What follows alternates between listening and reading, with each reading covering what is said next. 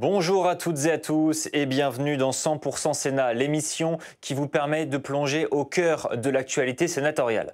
Aujourd'hui, nous vous proposons de revenir sur la table ronde organisée par la Commission de la Culture du Sénat au sujet de la sûreté des musées à la suite du cambriolage du Louvre en compagnie de Patrice Faure, préfet de police de Paris, Jean-François Hébert, directeur général des patrimoines et de l'architecture du ministère de la Culture et Jean-Baptiste Félicité, chef de l'Office central de lutte contre le trafic des biens culturels. On regarde.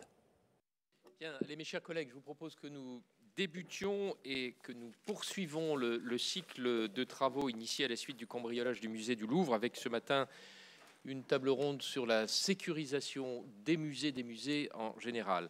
Pour évoquer ce sujet, nous avons le plaisir d'accueillir Monsieur Patrice Faure, préfet de police de Paris, Monsieur Jean-François Hébert, directeur général des patrimoines et de l'architecture du ministère de la Culture, et enfin Monsieur Jean-Baptiste Félicité, chef de l'Office central de lutte contre le trafic des biens culturels, l'OCBC.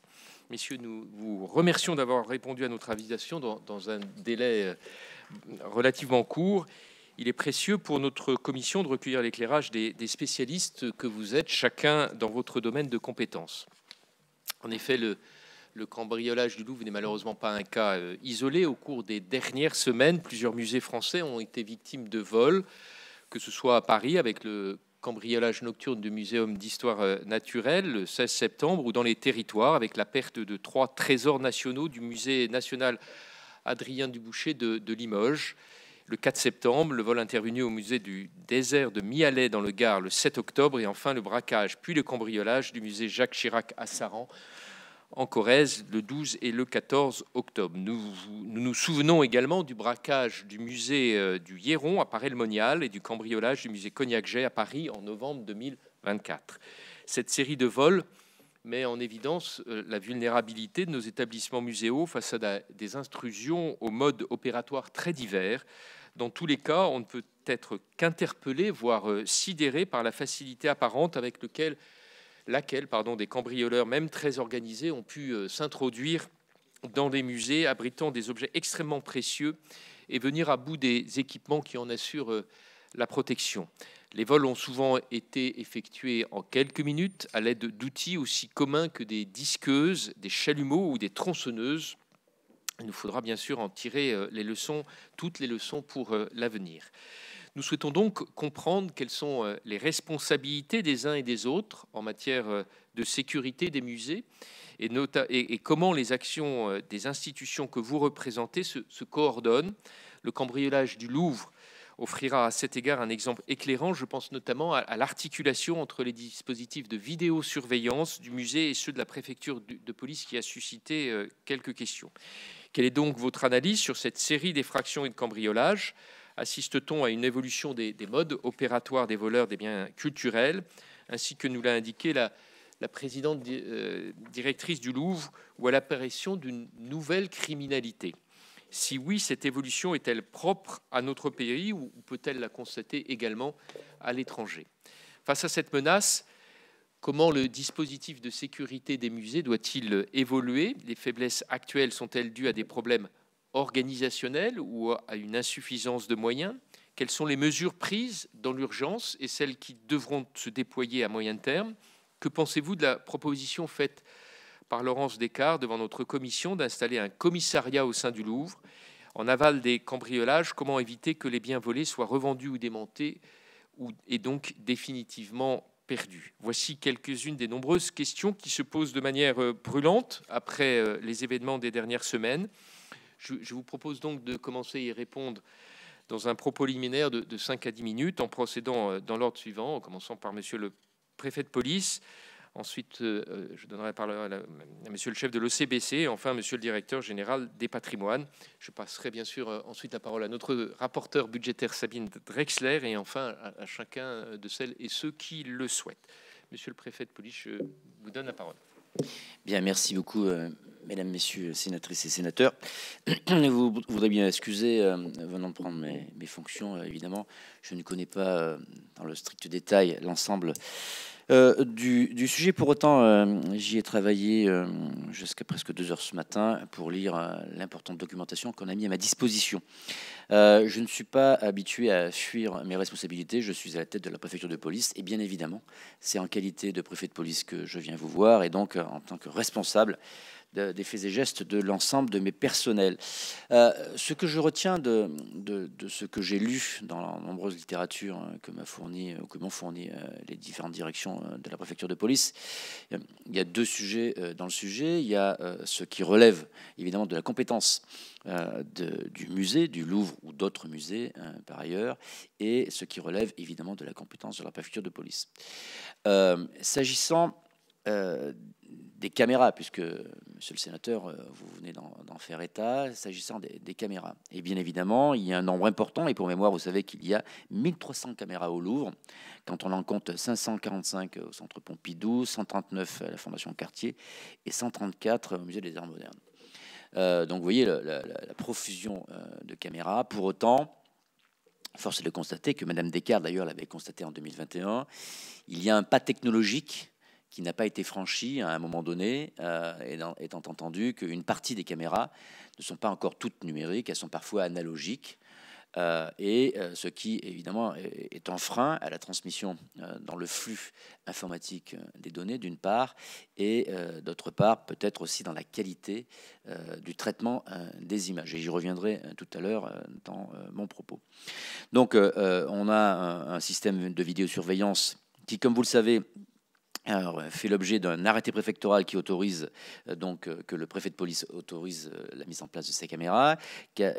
Arrêté préfectoral qui, lui, vient après une autorisation qui est faite par une commission dans laquelle se trouvent 2 membres désignés par la CCI de Paris, 2 membres désignés par le préfet de police de Paris et 2 membres par le Conseil de Paris et 2 membres par le président de la Cour d'appel de Paris.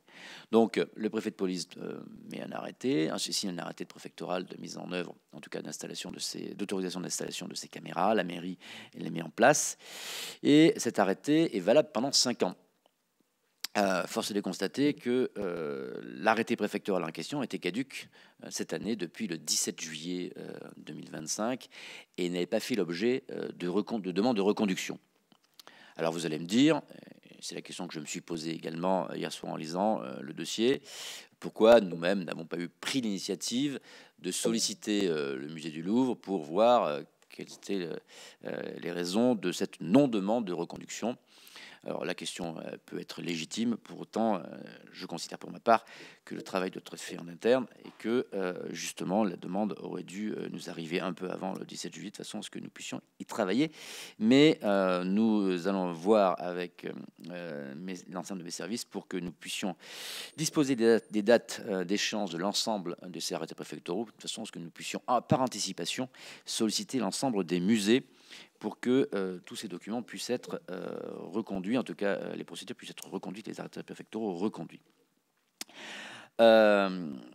Les risques d'obsolescence du système de vidéosurveillance avaient été relevés, comme je vous l'ai dit tout à l'heure, par Madame Descartes en 2021, avec un schéma directeur de la sécurité dans le cadre du plan de renaissance du Louvre souhaité par le chef de l'État a été mis en place depuis 2021. Pour autant, les marchés publics devraient être passés dans les jours, dans les semaines qui viennent, ce qui peut nous conduire à penser qu'entre l'étude des marchés publics, la signature des marchés et l'ensemble des travaux.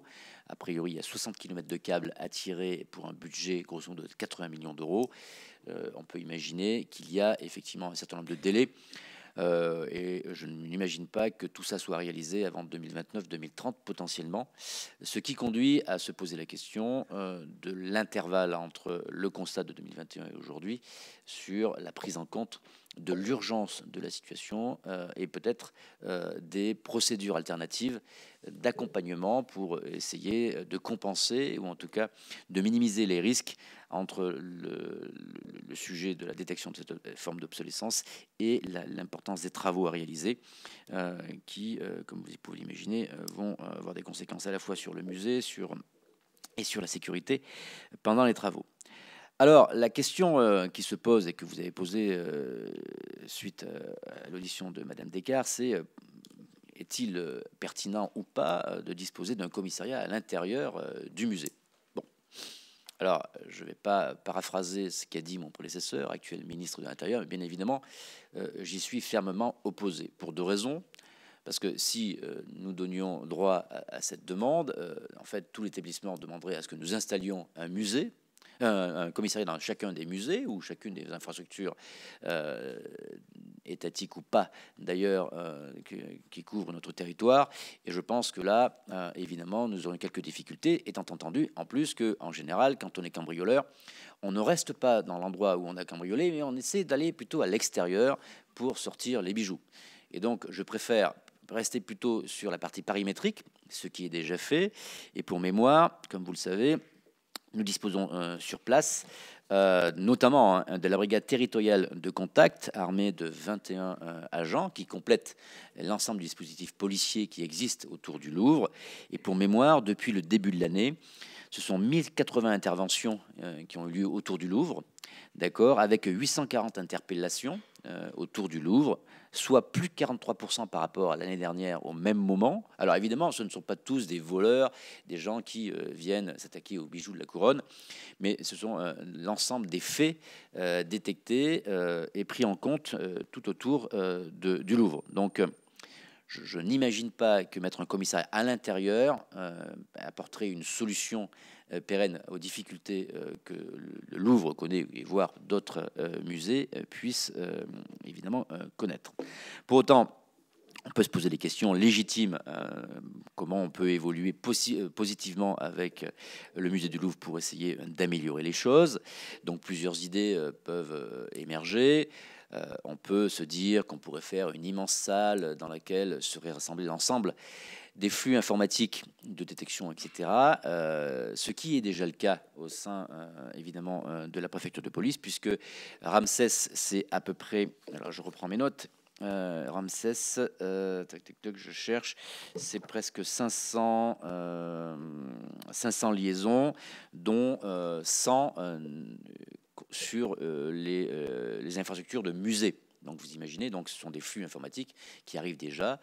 Mais la vraie question qu'on pourrait se poser, de mon point de vue, en tout cas c'est la première que j'ai à l'esprit, c'est que nous pâtissons, de mon point de vue, d'une non-utilisation de l'intelligence artificielle pour des détections préventives et anticipées de mouvements anormaux. Comme vous le savez, il y a des logiciels qui sont utilisés dans d'autres pays que le nôtre, qui permettent, notamment sur des ports, de détecter les mouvements anormaux de conteneurs, qui permettent de savoir quels sont les conteneurs qui, justement, peuvent contenir, par exemple, de la drogue.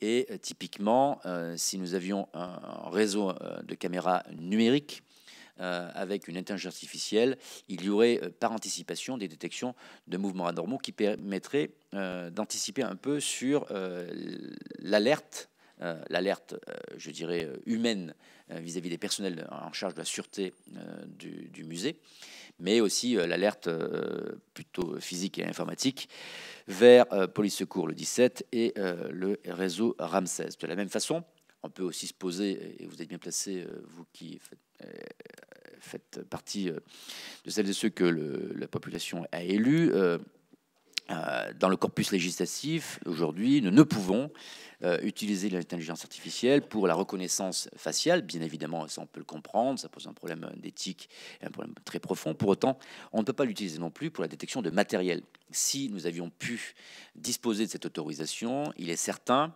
qu'après l'intervention extrêmement rapide, et je le dis, non pas flagornerie, parce qu'il faut aussi rendre hommage à celles et ceux qui, en 2 minutes, se sont rendus sur place. Le vrai sujet, c'est que les délais entre la détection à l'extérieur par un kidam, puis par une personne en charge de la sûreté au sein du Louvre, qui lui-même le transmet au poste de sécurité, qui lui-même fait Police Secours 17, puis ensuite Ramsès.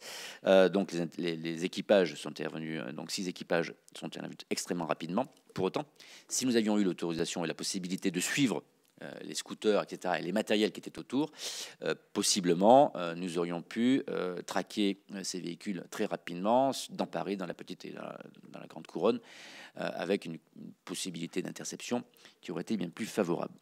Voilà, donc pour moi, Il ne s'agit pas de se cacher derrière son petit doigt. Tout est perfectible, bien évidemment, notamment à travers le lien qui existe entre la mission de sécurité et d'audit du ministère de la Culture, qui fait un travail assez substantiel, et le SOPS, c'est le service opérationnel de prévention situationnelle de la préfecture de police de Paris, qui, lui, intervient à la demande des musées pour des points particuliers, pour faire un plan, en tout cas apporter une expertise, par exemple, s'agissant du Louvre, sur la sûreté de la nuit, ou préventivement dans le cadre de travaux importants, où le SOPS est saisi, de façon à ce que nous puissions avoir des préconisations qui conduisent à la délivrance ou pas, d'ailleurs, du permis de construire. Tout cela pourrait s'intégrer dans les plans de sauvegarde des biens culturels qui, comme vous le savez, sont des plans qui sont extrêmement opérationnels, extrêmement pertinents, travailler avec notamment l'ensemble des sapeurs-pompiers, qu'ils soient la BSPP pour la petite couronne et Paris, ou l'ensemble des SDIS dans l'ensemble du territoire.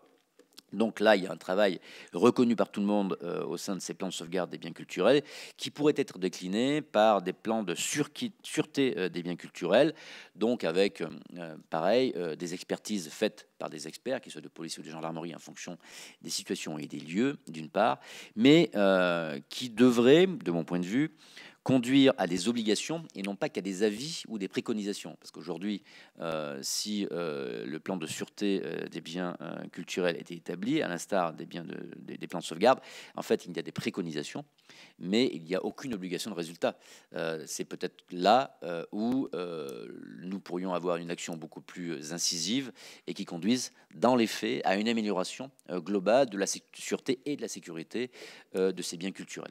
Voilà, j'ai été un peu long, je m'en excuse, et je voudrais bien excuser aussi peut-être le manque de précision dans mon propos, mais vous comprenez bien qu'en étant arrivé lundi et en assumant encore les deux fonctions, c'est un peu court. Merci beaucoup. Merci, Monsieur le Préfet, de nous apporter des éclairages en ayant un temps, un recul si court, comme vous le signalez, puisque vous êtes arrivé effectivement très récemment à la préfecture. Juste quand même deux éclairages, parce que vous nous avez fourni à notre commission deux éléments que nous n'avions pas connaissance. Donc juste pour bien les comprendre, vous avez dit que l'arrêté des caméras extérieures était arrivé à échéance le 17 juillet. Est-ce que ça a provoqué une interruption des images ? Non, pas du tout. En fait, c'est l'autorisation qui était caduque. Évidemment, il n'y a pas eu d'interruption. Là, nous sommes dans la gestion administrative d'un dossier qui n'est pas une gestion opérationnelle. Pour autant, il y a une infraction, entre guillemets, administrative, puisque des caméras étaient en service, alors même qu'il n'y a pas eu de prorogation de cet arrêté préfectoral. Bien évidemment, le flux n'a pas été interrompu. En fait, là, il y a un vrai sujet qui se pose à la fois au sein de la préfecture de police de Paris, par anticipation, prévention et, je dirais, conseil.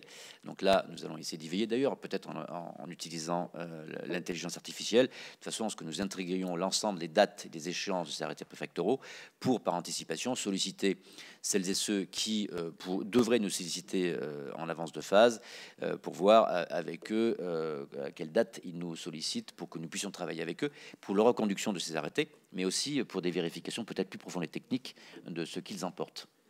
Et puis, deuxième précision, vous avez dit qu'un quidam avait appelé la police de l'extérieur. Alors, c'était pas la police, il a appelé le personnel de sécurité du Louvre. C'est lui qui a dit il y a quelque chose de bizarre, il y a des gens avec des casques, avec une nacelle, etc. Ensuite, la personne, elle, a prévenu le poste de sécurité du Louvre, qui lui a prévenu le police secours 17, et donc le flux Ramsès est arrivé chez nous et nous sommes intervenus dans la foulée.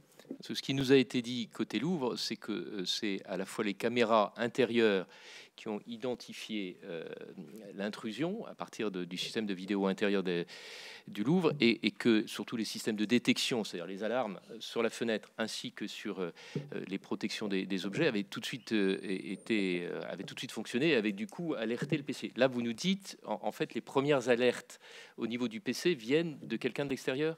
C'est ce que j'ai retenu de mon entretien, mais si vous permettez, j'ai un de mes collaborateurs qui, lui, est plus au fait, puisqu'il était en poste bien avant moi. Oui, merci, monsieur le préfet de police. Bonjour, mesdames et messieurs les sénateurs. Non, effectivement, en fait, il y a, comme vous le disiez, un appel 17 à 9h36, qui est un appel 17 d'une personne extérieure au Louvre. C'était en fait un cycliste qui effectivement évoque en direct le fait qu'il y a des personnes casquées qui utilisent un monte charge et même qui auraient percuté, dit-il, le musée, enfin le mur du musée. Donc c'est cet appel 17 extérieur qui provoque l'intervention des effectifs de police qui arrivent 3 minutes sur les lieux, c'est-à-dire à 9h39. C'est-à-dire que s'il n'y avait pas eu ce cycliste, quand est-ce que seraient intervenues les forces des polices à partir du système Ramsès et de l'appel au commissariat? L'alarme Ramsès, elle est active 1 minute après l'appel 17, c'est-à-dire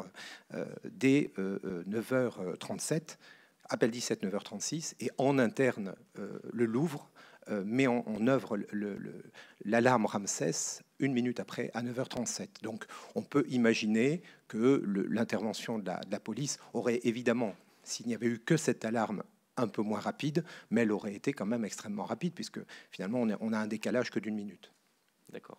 C'est-à-dire que dans les 6 équipages qui sont intervenus, certains sont intervenus suite à l'appel du 17 par le cycliste, d'autres par le commissariat du 1er arrondissement, qui était également appelé par le Louvre, et enfin par Ramsès, qui, si nos informations sont exactes, sont situés au commissariat du 17e arrondissement. C'est-à-dire que c'est un raccordement d'alarme qui est raccordé au commissariat du centre. En fait, dans chaque commissariat de la région parisienne, de l'agglomération parisienne, il y a un raccordement, et ensuite ça va converger vers le SIC, ce qui est le centre d'information et de commandement à la préfecture de police. Oui, c'est ça. Ce qui ne veut pas dire que ce sont des équipages du 17e qui interviennent quand il y a une... Non, absolument pas. Merci. Je vais passer la parole au chef de l'OCBC, Monsieur Félicité. Merci, Monsieur. Monsieur le Président, Mesdames les sénatrices, Messieurs les sénateurs, je vous remercie de l'invitation de l'Office à partager son analyse sur... Il faut que je mette plus près.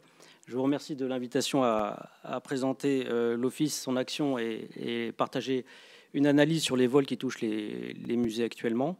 Donc, je suis le nouveau chef de l'Office depuis le mois d'août. Donc, moi aussi, je témoignerai modestement avec un recul personnel limité de moins de 3 mois. Mais je m'appuie sur des équipes qui ont une profondeur de champ plus longue, puisque j'ai des cadres qui sont présents depuis plus de 10 ans. Et mon prédécesseur a fourni un très gros travail d'organisation, de structuration des partenariats stratégiques sur lesquels je viendrai un petit peu. Donc l'Office central de lutte contre le trafic des biens culturels fête ses 50 ans cette année. Il a été créé en 1975 par un décret co-signé donc par 5 ministres. Et il a été codifié dans le Code du patrimoine en 2011. Et donc, dans le Code du patrimoine, on trouve donc les missions de l'Office central de lutte contre le trafic de biens culturels.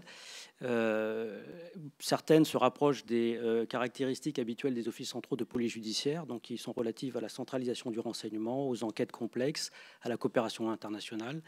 Mais donc, la première mission qui a été mentionnée dans le décret de 75 et donc dans le Code du patrimoine, c'est étudier en collaboration avec le ministère de la Culture, la direction centrale de la sécurité publique, donc aujourd'hui la direction nationale de la sécurité publique, et la direction générale de la gendarmerie nationale au ministère de l'Intérieur, les mesures propres à assurer la protection des biens culturels et la prévention des vols les concernant. Donc cette mission initiale de l'Office renvoie au sujet de la sûreté. Et la création de l'Office en 1975 est apparemment liée à une augmentation déjà de vols, plus sur les lieux de culte et les demeures privées. C'est pour ça aussi qu'on a un lien particulier avec la MISA, donc la mission d'inspection, la mission sécurité, sûreté et d'audit du ministère de la Culture, au sein de laquelle 3 référents sûreté donc, sont des policiers réservistes. Je laisserai le directeur général intervenir sur la MISA. Donc, j'ai déjà fait le parallèle avec les autres offices centraux. Chaque office central de police judiciaire est chargé d'établir un état de la menace annuel dans son champ, pour son contentieux. Et donc l'Office central de lutte contre les trafics de biens culturels le fait sur les atteintes aux différents lieux en relation avec les biens culturels. Donc dans ma deuxième partie, je vous exposerai un petit peu la volumétrie et les typologies. Et la particularité aussi de l'Office, c'est avec la DGPA, dans le cadre d'une directive européenne sur les restitutions, de participer à l'autorité centrale, un mécanisme qui permet donc de récupérer les biens trésors nationaux illicitement sortis du territoire. Lorsqu'ils sont à l'étranger, c'est la DGPA qui en est chargée. Et lorsque c'est en France, des biens entrés illicitement de l'étranger, c'est l'OCBC qui est compétent d'après les textes. Je n'ai pas eu l'occasion de voir comment fonctionne concrètement ce mécanisme. Ce mécanisme, néanmoins, nous renvoie un peu au temps long, qui est cohérent avec l'administration d'un fichier des biens culturels. L'Office central donc administre le fichier TREMA, qui enregistre tous les biens culturels volés. Et nous alimentons également le fichier Psyché d'Interpol, dans la mesure où des vols comme celui du Louvre peuvent tout à fait avoir un aspect international, soit dans la commission, soit dans la filière de recel et d'écoulement. Et donc nous avons besoin de conserver dans la durée cette mémoire des objets volés. C'est ainsi qu'il peut y avoir de belles histoires avec la restitution, par exemple, récemment de l'aiguière de Marie-Antoinette au château de Thoiry, plus de 30 ans après son vol. Le musée du Louvre a aussi eu une restitution d'une bourguignotte et d'une cuirasse qui avaient été volées près de 40 ans avant, il y a quelques années. Et là, récemment, cet été, le musée des Invalides a pu retrouver une arme miniature d'une collection Napoléon III qui était détenue en Belgique, alors qu'elle a été volée plus de 50 ans avant. Donc, l'Office central s'engage dans les enquêtes complexes, mais nous sommes beaucoup co-saisis actuellement sur les vols au préjudice des musées. Et si nous sommes saisis dès le flagrant délit, nous poursuivons des fois bien longtemps après par le sujet du renseignement et des biens culturels. Un des enjeux, c'est pour les musées comme pour nous de disposer de la carte d'identité de chaque bien culturel, de pouvoir l'identifier avec ses caractéristiques. Je reviendrai un petit peu là-dessus sur les types de vols. Je reste modeste aussi puisque l'Office a un effectif resserré.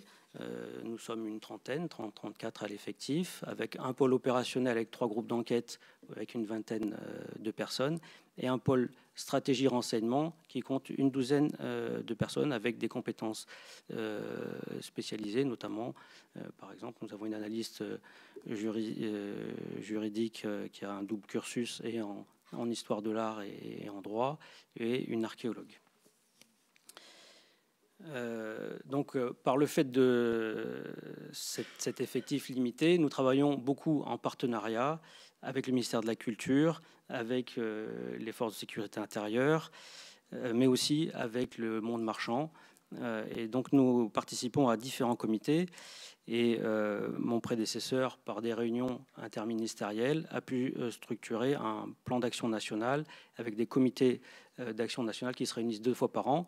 Là, comme je vous ai dit, j'arrive récemment, donc je suis encore dans une période de prise de contact, mais le mois de novembre sera dense avec le comité d'action nationale donc de lutte contre le trafic des biens culturels, où nous retrouvons 7 ministères, donc le ministère de la Culture, le ministère de l'Intérieur, le ministère de l'Économie et des Finances, avec un rôle très important aussi des douanes, le ministère de l'Enseignement et de la Recherche, le ministère des Affaires étrangères. Donc nous avons une approche globale sur les phénomènes que nous voulons traiter. Pour illustration, le sujet de pillage tant en France qu'à l'étranger nous oblige à travailler avec des archéologues, avec les DRAC, ainsi de suite. Nous participons aussi à l'Observatoire du marché de l'art, donc organisé par le ministère de la Culture, qui aura lieu aussi prochainement, puisque le sujet de l'écoulement des biens volés est lié aussi au contrôle du secteur marchand. Et enfin, dans le cadre du renseignement criminel, nous organisons avec les services de renseignement du premier et du second cercle des réunions régulières pour échanger des vues spécifiques à tel ou tel sujet, que ce soit le blanchiment ou les antiquités du sang, par exemple. Ce sont des choses qui ont été médiatisées. Je vais maintenant vous partager mon analyse, l'analyse de l'Office sur les vols au préjudice des musées. Donc, en termes de volumétrie, nous suivons avec un biais le nombre de vols dont les musées sont les victimes. Nous nous concentrons sur les vols de biens culturels. Il en est de même pour les églises. Souvent, des fois, les médias demandent des chiffres sur les atteintes aux églises. Nous n'avons pas une vision générale de vol au détriment d'un particulier dans un musée ou dans une église, ou d'inscription, de dégradation. Toutes les nuisances, par contre, que les musées doivent aussi prendre en compte dans leur approche de sûreté. Donc sur une quinzaine d'années, le nombre de faits que nous avons suivis au niveau des musées oscille autour de la vingtaine, entre 15 et 25 faits. Donc c'est un nombre de faits relativement limité sur lesquels il est délicat de faire des statistiques, puisque une variation modeste en valeur absolue est très forte en pourcentage.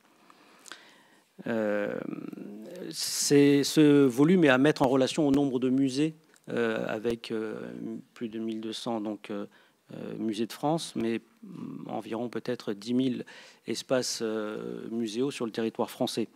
Le phénomène de vol dans l'église, là aussi, dans les églises, là aussi, si on le rapporte au nombre d'églises, on a une approche.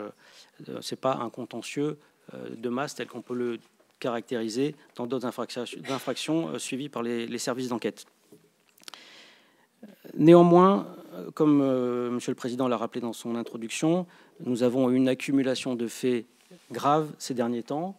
Sur les 2 derniers mois, donc de septembre et octobre, nous avons au moins 7 musées qui ont été visés par des faits commis en réunion, avec violence, même avec armes.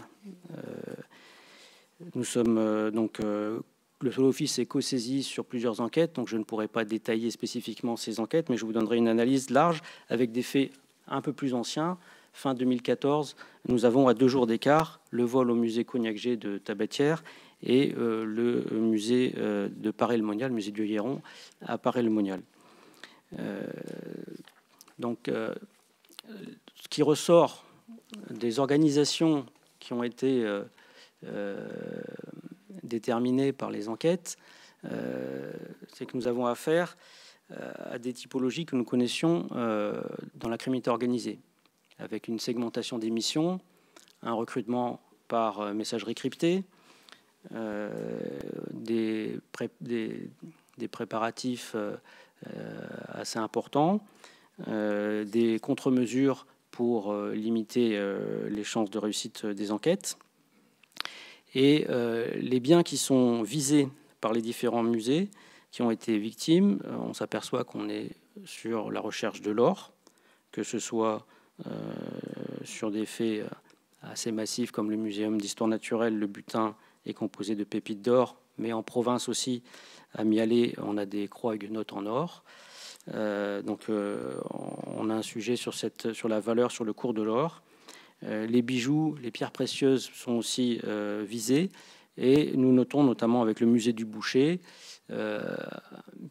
un phénomène peut-être émergent au niveau européen sur le vol de porcelaine chinoise. En fin 2019, début 2020, l'Office central avait réussi à empêcher un vol au musée de Fontainebleau qui visait aussi la partie, le musée chinois, et dont les auteurs étaient venus d'un pays d'Espagne, et qu'il y avait vraisemblablement des commanditaires. Donc, mon analyse que j'ai partagée assez rapidement dans ma première visite au ministère de la Culture, c'est un peu une analyse quand même pessimiste, c'est-à-dire que au ministère de l'Intérieur, on a beaucoup suivi les débats au Sénat sur la loi de narcotrafic, sur comment sortir du piège du narcotrafic.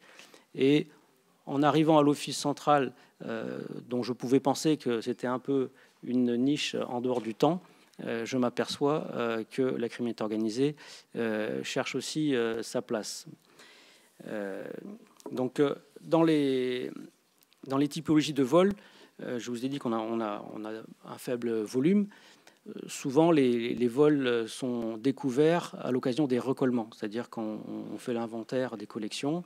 Et donc, ce qui impose au musée d'avoir un inventaire précis, des photos, pour pouvoir déclarer les objets volés et pouvoir les tracer ensuite. Nous avons aussi des fois des vols internes, ou avec des complicités internes. On a par exemple le vol au musée de Reims sur des pièces. Et nous avons vu aussi des phénomènes astucieux, c'est-à-dire que l'Office central a participé à une équipe commune d'enquête avec la Géorgie sur des auteurs de vols de livres de Pouchkine qui étaient remplacés par des facsimilés dans des bibliothèques européennes. Et c'est arrivé également à la BNF. Nous avons une autre affaire médiatisée concerne des vols de cartes anciennes, cartes 18e siècle, il me semble, qui a été jugée du côté de Bordeaux. Donc, on a identifié depuis longtemps déjà des auteurs de la criminalité organisée nationale et internationale dans les vols de biens culturels. Actuellement, on connaît une densification du nombre de faits sur les 2 mois écoulés. On s'interroge sur la suite. Donc, par rapport comme l'Office a aussi des échanges internationaux, nous regardons ce qui se passe à l'étranger. Le vol du Louvre peut rappeler celui de Dresde en 2019, où on a un butin comparable de plus de 100 millions d'euros qui a été volé avec des vitrines cassées avec une hache. Sur la porcelaine chinoise, nous avons bien identifié des vols dans des musées en Belgique, en Allemagne et en Hollande. Et donc, dans le cadre de la coopération internationale avec Europol, nous nous penchons sur le sujet. Je ne veux pas me faire porter la voix de Cassandre, mais nous avons suivi aussi dans la revue de presse internationale l'attaque de musées à l'explosif aux Pays-Bas concernant le trésor des DAS. Donc là aussi, le butin était en or, mais je pense que la valeur historique est bien supérieure à la valeur or. Il me semble qu'il y a aussi un autre musée qui a été visé avec une effraction à l'explosif pour des vols de toiles d'Andy Warhol. Donc c'est quelque chose pour l'instant que nous ne connaissons pas en France. Si je rapproche là aussi les modes opératoires que nous constatons sur des commerces avec des objets de grand prix comme la bijouterie, il existe aussi des modes opératoires avec séquestration pour exiger l'ouverture de coffres et ainsi de suite. Donc tous ces éléments-là, nous les tirons de nos enquêtes, nous partageons avec les autres pays européens et notre devoir est donc de partager tout cela avec la MISA de manière à pouvoir intervenir avec eux. Nous le faisons régulièrement au profit des responsables des établissements muséaux pour les éclairer sur l'état de la menace. C'est-à-dire que nous devons adapter le niveau de sûreté au mode opératoire. Cependant, comme je l'ai un peu évoqué précédemment, la sécurité technique, physique, ne fait peut-être pas tout. On ne peut pas, enfin la ligne, je compare un peu, on ne peut pas avoir un effet ligne Maginot. Donc nous avons une approche plus large, notamment sur les filières de recel, sur les sujets de traçabilité, de contrôle des objets sur le secteur marchand. Voilà pour mon propos liminaire. Merci. Je vais donner la parole à Jean-François Hébert, directeur général des patrimoines et de l'architecture, en le saluant pour ce qui est, je crois, une de ses dernières interventions devant nous, puisque vous quitterez la direction dans quelques jours. Merci beaucoup, Monsieur le Président. Je termine en beauté. Moi, je ne suis pas un petit nouveau, donc je me permets de remercier votre commission pour l'intérêt qu'elle porte une fois de plus à la protection du patrimoine de notre pays. Ce fut le cas, certains d'entre vous s'en souviennent, lorsqu'il s'est agi de relativiser les critiques qui sont adressées régulièrement à nos ABF. Et la commission a joué un rôle de modérateur qui a été très précieux. Et c'est à nouveau le cas aujourd'hui avec le vol survenu au Louvre dimanche 19 octobre. Alors, on l'a beaucoup dit, et c'est vrai, je ne vais pas insister trop là-dessus, ce vol est un traumatisme pour le Louvre et pour ses équipes. C'est plus largement un traumatisme pour le monde des musées. Et j'ai évidemment une pensée pour les conservateurs et tous les agents qui veillent sur nos collections. Après l'incendie, qui est un risque énorme, il faut bien voir que c'est le vol qu'ils redoutent le plus. Les monuments occupent une place évidemment importante dans le patrimoine de notre pays. Ils contribuent à son attractivité, mais nous avons un autre bien commun. Et ce bien commun, ce sont nos collections publiques qui sont parmi les plus riches au monde. Je n'ose pas dire que c'est vraiment notre pays détient les collections les plus riches. Il y en a des très riches en Italie et dans d'autres pays européens, mais certainement on est parmi les plus riches au monde. Et ces collections, on les trouve partout, sur tout le territoire et notamment dans les musées. Alors ça a été dit par le colonel Félicité, il y a en France 1220 musées qui bénéficient de l'appellation Musée de France, qui est attribuée à aux établissements qui remplissent un certain nombre de critères que je ne développe pas ici. Alors, 61 de ces établissements appartiennent à l'État, c'est ce qu'on appelle les musées nationaux, et j'y reviendrai tout à l'heure. La quasi-totalité des autres, donc 1200 et quelques, relèvent des collectivités territoriales. Et tous ces musées, que ce soit les musées nationaux ou les musées appartenant à des collectivités, ont, à l'égard de leur collection, la responsabilité non seulement de les conserver, de les enrichir, de les étudier, mais aussi de les présenter au public le plus large. C'est d'ailleurs là que se pose la question. Conserver les collections, ça passe par la mise en œuvre de procédures qui sont très bien connues du monde des musées. Certaines ont été évoquées par mon voisin, l'inventaire, le récolement, la conservation préventive et la restauration. Mais ça passe aussi et surtout par la sécurisation de nos collections. Alors, protéger les collections publiques contre les menaces qui pèsent sur elles n'est pas une chose facile. Je pense qu'on est tous conscients de ça. Et notamment parce que, ça a été dit, les menaces sont de plusieurs ordres. Il y a l'incendie, des inondations, n'oublions pas les inondations, la dégradation, le vol. Je voudrais rappeler à cet égard les actions très médiatisées de ce qu'on avait appelé ensemble les activistes du climat. On a un peu oublié, mais c'était il n'y a pas si longtemps, c'était il y a 2 ans. Et ces gens essayaient d'asperger de liquide certains chefs-d'œuvre de nos musées pour appeler l'attention sur leur cause.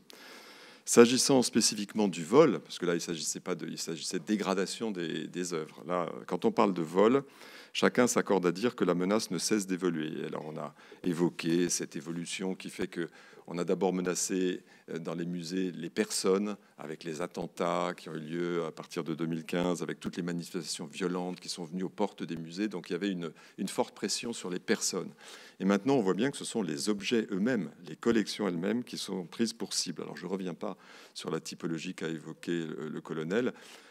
Moi, j'ai été très sensible à ce qui se joue, ce qui s'est joué déjà depuis quand même quelques années sur les porcelaines issues des palais impériaux chinois, où on voit dans toute l'Europe des casses qui se développent, évidemment sur commande, très organisées.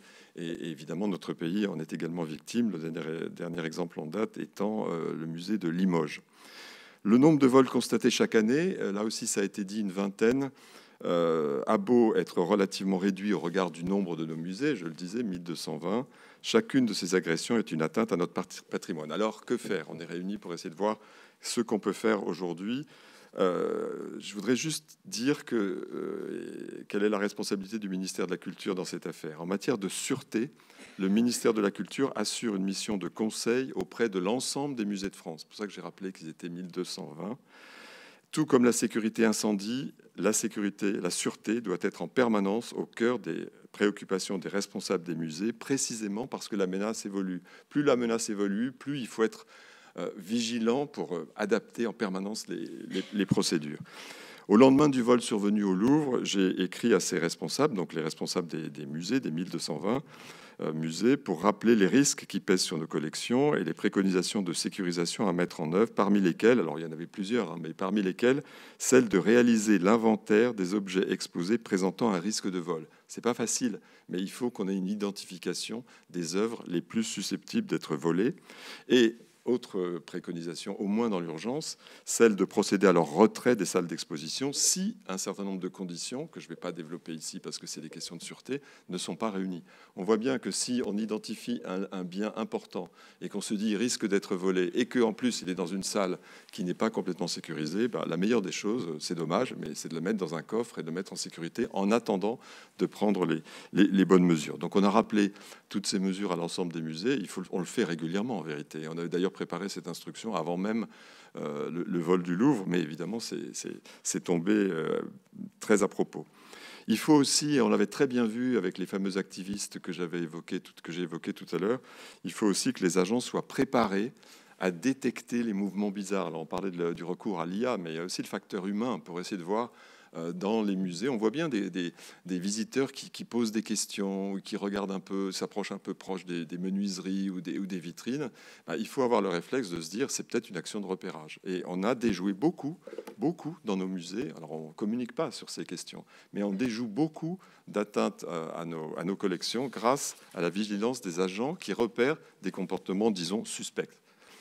Alors, si j'ai écrit aux responsables des musées la semaine dernière, c'est parce que la Direction générale des patrimoines et de l'architecture et en fait en son sein le service des musées de France, Christelle Keff est d'ailleurs présente aujourd'hui à nos côtés, ce service des musées de France exerce sur ces musées ce qu'on appelle le contrôle scientifique et technique qui est attaché à leur qualité de musée de France. Ils sont musées de France, donc il y a un contrôle scientifique et technique qui est exercé par le ministère de la Culture sur ces musées. C'est un contrôle scientifique. Par exemple, c'est le contrôle qu'on fait de leurs projets scientifiques et culturels. Chaque musée de France doit avoir un projet scientifique et culturel qui explique ce qu'il va faire de ses collections, quels vont être ses publics, comment il va développer ses activités pédagogiques. Et ça, c'est le service des musées de France qui valide ces PSC. Mais il y a dans ce contrôle scientifique et technique un volet qui est le volet de la sûreté, évidemment. Parce que tout commence par l'assurance que les collections ne vont pas s'évaporer, bien entendu. Et d'ailleurs, on a évoqué le récollement tout à l'heure. C'est une mission extrêmement importante des musées parce que tout commence par un inventaire. Quand on est conservateur, on reçoit la liste des objets qu'on doit garder. C'est l'inventaire. Et puis ensuite, régulièrement, il faut vérifier que les objets en question sont bien à l'endroit où ils doivent se trouver, dans l'état dans lequel ils doivent se trouver. Ça, c'est le récollement. Et on voit bien que quand il y a des vols, quand vous avez une vitrine qui a explosé, il y a un petit moment qui s'écoule parce qu'on se dit, mais qu'est-ce qu'il y avait exactement dans cette vitrine? Et heureusement, les musées font ce récollement, font des photos, et donc on peut communiquer avec l'OCBC, avec lequel on a des relations extrêmement fluides, en disant, ben voilà, les objets qu'on identifie comme étant volés, voilà les photos, et donc ça part dans toutes les bases qui ont été évoquées par le colonel. Pour nous aider dans cette tâche de contrôle, de conseil, il y a cette fameuse mission qui a été évoquée par la ministre, sécurité, sûreté, audit, qui est dite MISA. Elle est composée de 4 pompiers, parce qu'ils s'occupent de sécurité incendie aussi. Il y a 3 policiers et un expert en sûreté spécialisé dans les archives et les biens archéologiques. Alors, cette mission, elle réalise des analyses de risque, elle effectue des diagnostics et elle fait des préconisations pour améliorer le niveau de sûreté dans les établissements. Elle a 40 ans d'existence et nourrie par cette expérience de 40 ans, elle produit régulièrement des fiches sûreté. Moi, je pourrais les tenir à la disposition de la commission. Elles sont absolument passionnantes sur tout ce qu'il faut mettre en œuvre pour sécuriser les collections dans les musées. Et ces fiches-là, tous les professionnels des musées les reçoivent régulièrement actualisées. Elle a aussi pour mission, ça peut-être la commission n'en est pas consciente, mais chaque fois qu'un musée national prête une œuvre à un musée territorial et à l'étranger également, la MISA examine le dossier de prêt et s'assure que sur place, le tableau, la sculpture, l'objet va bien être dans des conditions de sûreté qui font qu'il ne risquera pas, même si le risque zéro n'existe pas, il ne risquera pas de disparaître. Donc cette mission examine tous ces dossiers. Chaque année, elle en a examiné en 2024 190. Elle effectue des visites sur place pour s'assurer que les conditions de sûreté sont bien réunies.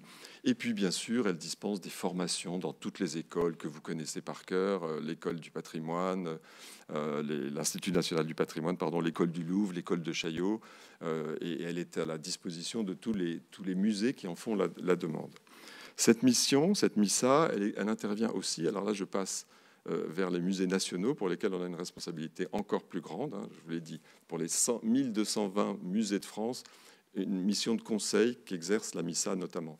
Vis-à-vis des musées nationaux, là, on est dans une relation beaucoup plus proche parce qu'on exerce la tutelle sur ces musées nationaux.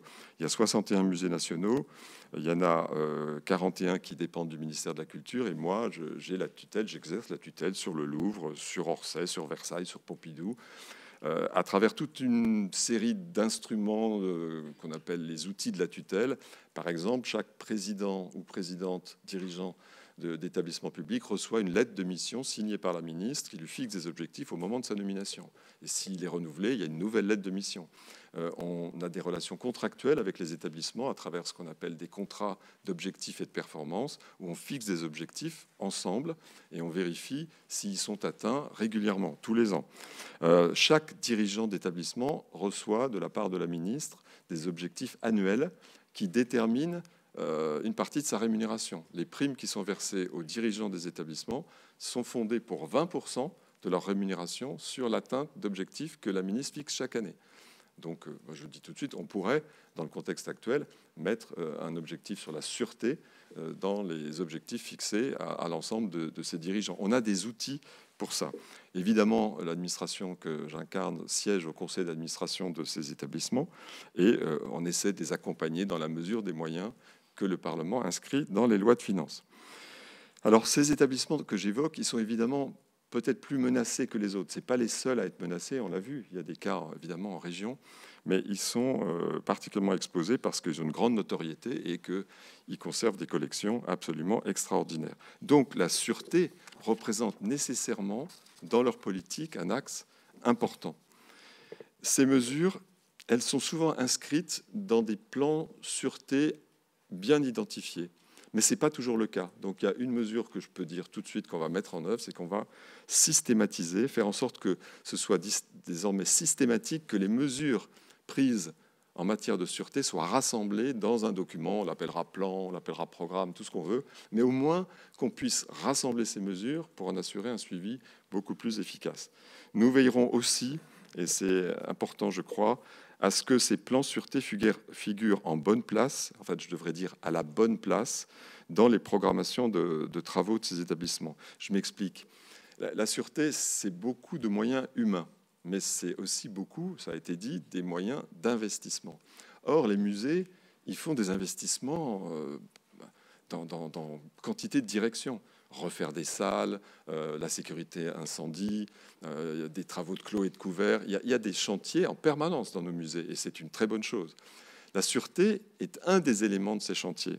Et moi, je pense qu'il faut veiller à ce que ces plans de sûreté soient mieux articulés qu'ils ne l'ont été jusqu'à présent avec l'ensemble des programmations qui sont à l'œuvre dans nos grands musées. Je prends l'exemple de Fontainebleau que j'ai eu la chance de présider pendant 11 ans. Avec le soutien très actif du ministère de la Culture, on a pu mettre en place un schéma directeur de restauration global. Ça veut dire un schéma directeur qui rassemblait l'ensemble de ces programmes que j'évoquais. Ça a été lancé après 3 ans d'études approfondies. Ça a permis de dessiner une véritable radiographie du château de Fontainebleau, qui est un château quand même extraordinairement complexe. On a passé 3 ans à mesurer l'épaisseur des murs, refaire des plans qui n'existaient plus, s'attacher à tout ce qui était important dans ce château.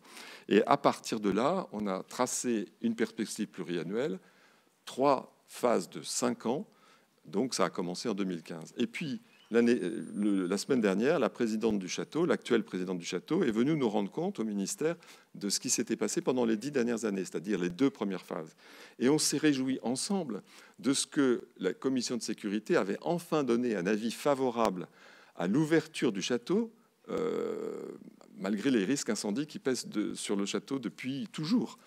Moi, j'ai ouvert le château sous ma propre responsabilité pendant 11 ans, alors que la commission de sécurité avait émis un avis défavorable, parce qu'on n'avait pas les installations pour accueillir. Et là, on a réussi en 10 ans de travaux à ouvrir finalement le château dans de bonnes conditions. Et en matière de sûreté, c'est la même chose. Les résultats ont été extrêmement importants, puisqu'on a mis en place de nouveaux PC, on a mis en place des caméras périmétriques, on a installé une alarme sonore, on a modernisé les postes d'accueil. Tout ça a été fait dans le cadre de ce schéma directeur. Alors oui, on est dans le temps long. Il faut admettre que ces travaux-là se font dans le temps long. Quand on tire des câbles, ça a été dit également par monsieur le préfet, ça prend du temps et c'est compliqué. Mais si on intègre de façon intelligente, réfléchie, les travaux de sûreté dans des plans plus globaux, on pourra beaucoup mieux suivre l'avancement de ces travaux. Et je veux dire aussi que ça, parce que c'est une critique qu'on fait quelquefois en disant mais ça prend des années, oui, mais ça n'exclut pas du tout qu'on fasse des travaux d'urgence. Tous les schémas directeurs qui sont actuellement à l'œuvre au ministère de la Culture ont un volet travaux urgents. Et évidemment, à l'intérieur des travaux urgents, il y a la sécurité incendie et il y a la sûreté, ça va de soi. Donc on peut prendre un schéma directeur, ça dessine une perspective pluriannuelle, on avance avec les autres travaux et on a en même temps des travaux urgents. Moi, je dirais que c'est sans doute cette approche globale qui a manqué au Louvre pendant plusieurs années. Le musée, évidemment, s'est soucié de sa sûreté. Personne ne le met en doute, pas même la Cour des comptes. Mais la multitude de projets d'investissement lancés en même temps a peut-être occulté le caractère prioritaire des mesures à mettre en œuvre dans ce domaine particulier. Alors, vous le savez, les choses ont changé en 2023, lorsqu'alertée par la présidente directrice au cours de l'été de la situation critique dans laquelle se trouvait le musée par manque d'entretien, Rima Abdul-Malak a donné son feu vert à l'élaboration précisément d'un schéma directeur qu'à l'époque on appelait climatique et technique. Et moi, j'ai eu la grande joie, je peux dire, parce que je suis un fervent défenseur de ces schémas directeurs, d'annoncer au conseil d'administration du Louvre, en novembre 23, que la ministre avait décidé, sur proposition de Laurence Descartes, de lancer ce schéma directeur pluriannuel, intégrant évidemment la sûreté. Et c'est un an plus tard que l'enveloppe financière allouée à ce projet a été fixée par Rachida Dati lors de l'annonce par le président de la République du projet Louvre Nouvelle Renaissance. Et vous savez bien que ce schéma directeur, il est financé par deux types de ressources. Un engagement de subvention de l'État de 10 millions par an, et ça a été inscrit au budget du Louvre en 25, et ça sera, si le Parlement vote ce budget, inscrit à son budget en 26. Et par ailleurs, la tarification différenciée que la ministre a mise en place pour les grands établissements qui reçoivent énormément de public, notamment extra-communautaire, qui va produire une recette estimée autour de 20 millions d'euros, en tout cas pour le Louvre. Donc il y a une équation financière qui a été mise en place par Rachida Dati à ce moment-là. Alors, dans l'immédiat, je terminerai par là, il faut tirer tous les enseignements possibles du vol dont le Louvre a été victime. Alors, il y a une enquête judiciaire en cours, ça n'a pas été rappelé, mais la ministre l'a redit hier, ça va de soi. Elle a annoncé aussi une série de mesures, certaines concernent le Louvre, alors, bien sûr une enquête administrative, qui a été confiée à l'Inspection générale des affaires culturelles avec le concours de la MISA. Donc les collaborateurs de Pascal Mignoret, qui est ici présent, travaillent avec l'Inspection générale à rendre des conclusions à la ministre dès aujourd'hui, comme le président de la FON l'a dit. Et ensuite, il y aura d'autres travaux qui vont être conduits. Cette enquête va permettre, puisqu'elle va identifier les défaillances qui se sont produites, elle va permettre de vérifier que les mesures d'urgence que le Louvre a prises sont bien les bonnes, ou de les compléter si c'est nécessaire. Et puis, vous savez que le musée, on a demandé au musée, la ministre, le président de la République, d'accélérer le déploiement de son schéma directeur de sûreté. Il y a un schéma directeur de sûreté au Louvre. Il existe. On est en train de lancer, les appels d'offres ont été lancés, ils vont être attribués, mais il faut accélérer évidemment tout ça pour que, après les mesures d'urgence, le plan commence à se déployer. Et puis, il y a d'autres mesures qui vont concerner l'ensemble des musées. D'abord, un recensement des objets les plus exposés. Alors moi, je l'ai demandé aux responsables, mais c'est peut-être encore plus fort si c'est le ministre de l'Intérieur et le ministre de la Culture qui le demandent. Et ça a été fait très très vite, en demandant au préfet de recenser dans tous les départements les endroits les plus sensibles, les plus exposés.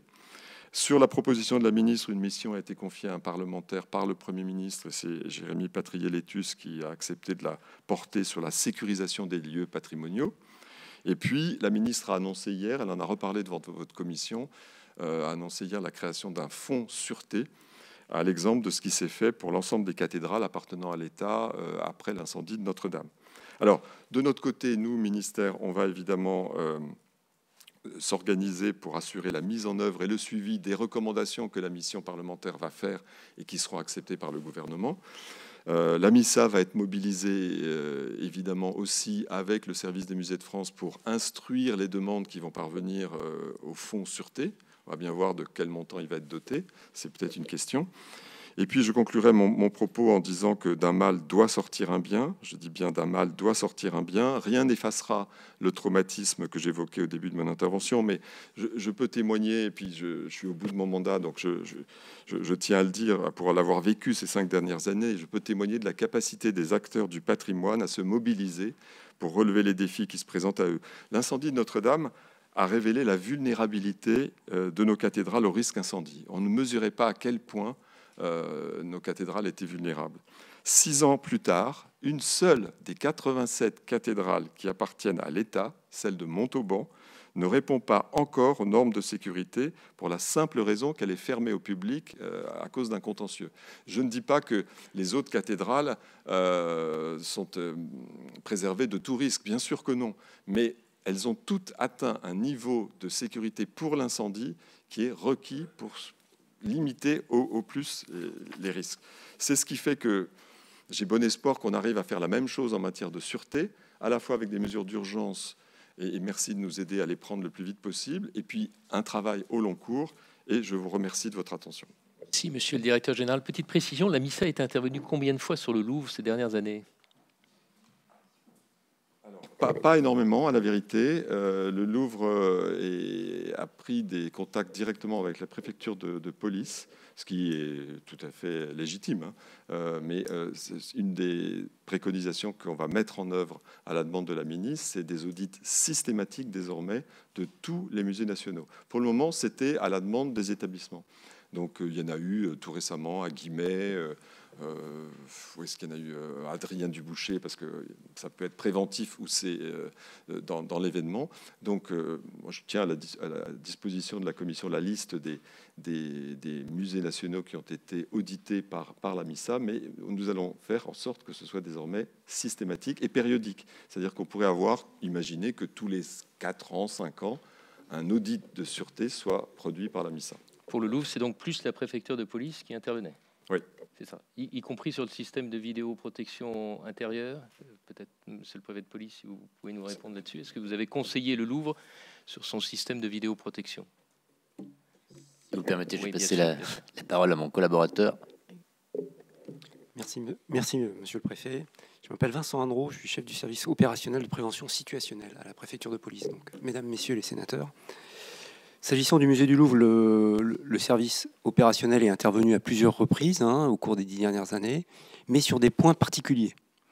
On est intervenu par exemple sur la périmétrie du Louvre qui craignait des attaques aux véhicules béliers, notamment via le jardin des Tuileries. On est intervenu au moment des Jeux Olympiques parce que le musée du Louvre a voulu fonctionner pendant les JO normalement. Donc on a dû s'assurer de l'étanchéité en fait, puisqu'il était au sein d'un périmètre, ce qu'on appelle un périmètre SILT, qui est un périmètre sensible. Donc on voulait veiller à ce que les visiteurs du Louvre ne puissent pas pénétrer via le Louvre au sein du périmètre protégé. Donc ça a été fait. Et puis on a fait des études aussi concernant les contrôles d'accès au sein du Louvre. Ça c'était en 2010, puisque pour accéder au Louvre, bon, on peut accéder, enfin vous le savez mieux que moi, mais il y a une entrée via la galerie du Carrousel, voilà, et puis ensuite via la pyramide. Et systématiquement, il y a des contrôles qui sont effectués lors des points d'inspection et de filtrage. Là, vous passez donc sous un détecteur de métal, détecteur de métaux, et puis il y a un tunnel aussi dans lequel vous passez vos bagages. Et si jamais il y a un doute, il y a quelqu'un qui est derrière là et qui contrôle si vous êtes porteur d'un effet dangereux ou pas. Donc voilà les conseils les interventions ponctuelles qu'on a été amené à effectuer. Et la dernière intervention, elle date de cette année, à partir du mois de janvier, où la direction du Louvre a sollicité monsieur le préfet de police pour qu'il y ait une intervention, une étude au sujet du fonctionnement du service de nuit. Il y a 2 équipes de nuit la nuit au Louvre qui fonctionnent, et il y avait besoin d'un petit audit au sujet du mode de fonctionnement. Et ce que je peux, en tout cas, ce dont je peux témoigner, c'est qu'effectivement la direction du Louvre avait pleine conscience pas de la faiblesse, mais en tout cas de la nécessité d'avoir un regard neuf sur le dispositif de sûreté de l'ensemble du musée. Mais pour autant, elle ne vous a pas associé spécifiquement à l'élaboration du schéma directeur? Alors, sur le schéma directeur, on n'a pas été associé spécifiquement. Simplement, nos recommandations qu'on a faites, notamment pour le service du fonctionnement de nuit, notamment pour l'outil informatique qui avait besoin d'être véritablement, qui a besoin d'être modernisé, on a précisé qu'il devait bien sûr tenir compte des prescriptions du schéma qui était prévu dans le schéma directeur. Et ce schéma directeur a été porté à notre connaissance. D'accord. Merci, monsieur. Première question de Sabine Drexler, notre rapporteur budgétaire. Oui, merci, monsieur le président. Alors, merci pour vos présentations à tous. Je voudrais vous dire d'abord qu'en tant que rapporteur pour le patrimoine, je me réjouis beaucoup de la tenue de cette table ronde qui est consacrée à la sécurisation de nos musées et de leurs collections, parce que ces lieux, pour moi, mais aussi pour la majorité des Français, ces lieux sont bien plus que des espaces d'exposition. Ils incarnent notre mémoire, notre histoire, notre identité collective. Or, l'augmentation récente des cambriolages, des atteintes au patrimoine et bien sûr le cambriolage du Louvre rappellent combien ils sont vulnérables. Alors ce matin, grâce à vous, il s'agit de comprendre comment renforcer la protection de ces établissements, d'interroger les moyens financiers, techniques et humains qui sont mobilisés, mais aussi de mieux coordonner les acteurs publics et privés autour de cet enjeu, de tenter aussi de répondre à une question centrale qui est de savoir comment garantir que nos musées restent des lieux de confiance, d'accès, de transmission, tout en assurant la préservation durable de leurs trésors. Alors, ma première question s'adresse à Monsieur Hébert. Vous nous avez dit beaucoup de choses. Monsieur le directeur général, vous nous avez parlé de la création d'un fonds de sûreté. Mais alors que nous entrons dans la période budgétaire, est-ce que vous pouvez nous donner quelques chiffres sur les moyens financiers dont disposent les musées actuellement pour assurer la sûreté de leurs bâtiments, de leurs collections ? Est-ce que vous disposez d'une vision consolidée à l'échelle nationale de la dépense de sûreté et de sécurité des musées nationaux? Et cette dépense fait-elle l'objet d'un suivi ? Notamment, est-ce que tous les musées de France sont dotés d'un outil de programmation spécifique en matière de sûreté à l'image du schéma directeur du Louvre? Enfin, observez-vous un impact des cambriolages de musées sur leur fréquentation, notamment également sur la confiance qu'on peut leur accorder, que ce soit en raison de la crainte légitimement suscitée chez les visiteurs ou de la perte de certains éléments centraux de leur collection. Ma deuxième question s'adresse à Monsieur Faure. Alors, Monsieur le préfet de police, avez-vous formalisé des relations avec certains musées parisiens afin de renforcer leur protection? À la suite du cambriolage du musée du Louvre, allez-vous opérer des changements dans votre organisation afin de tirer les leçons de cette catastrophe? Et enfin, au-delà des vols et des cambriolages, quelles sont les autres menaces qui pèsent sur la sûreté des musées, de leurs visiteurs? Monsieur Hébert nous a parlé des incendies, des inondations, mais aussi des dégradations. Alors, comment faire pour les anticiper? Et ma troisième et dernière question s'adresse à Monsieur Félicité. Alors, colonel, pouvez-vous nous décrire le circuit classiquement suivi par les cambrioleurs de musées pour revendre les pièces volées? Vous nous avez décrit aussi les biens patrimoniaux qui sont le plus recherchés par les cambrioleurs. De ce point de vue, quels sont, selon vous, les musées qui sont actuellement les plus exposés au risque de vol? Je vous remercie. Puis vous laissez répondre chacun aux questions puisqu'elles étaient personnalisées. Je ne sais pas qui commence. Moi, je peux le faire. Madame la sénatrice, merci beaucoup pour vos questions. Moi, je voudrais simplement rappeler qu'il y a 1220 musées de France, donc, et qu'on a à leur égard une mission qui est une mission de conseil, comme je l'ai indiqué. Donc, on ne peut pas, par ailleurs, faire la somme de tout ce qui concourt à la sûreté, parce que la sûreté, c'est un ensemble de mesures. On l'a bien compris, c'est à la fois des mesures d'organisation, sont des mesures qui font jouer les personnels, donc des dépenses de personnel, des dépenses d'investissement, beaucoup de types d'investissements. Donc on n'est pas en capacité de faire une synthèse de tout ce que dépensent les musées en France sur cette question de la sûreté. En revanche, on suit évidemment ce qui est fait dans les musées nationaux, et là je tiens à la disposition de la commission les chiffres évidemment pour chacun des musées nationaux, l'effort qui est fait, les investissements, ils sont par exemple extrêmement importants à Orsay. Madame Descartes a souligné la modernité du PC d'Orsay, et on voit qu'il y a un effort qui est fait régulièrement régulièrement à Orsay pour améliorer les procédures, et le préfet soulignait que les caméras ont une obsolescence assez rapide. Il faut en permanence investir dans ces questions.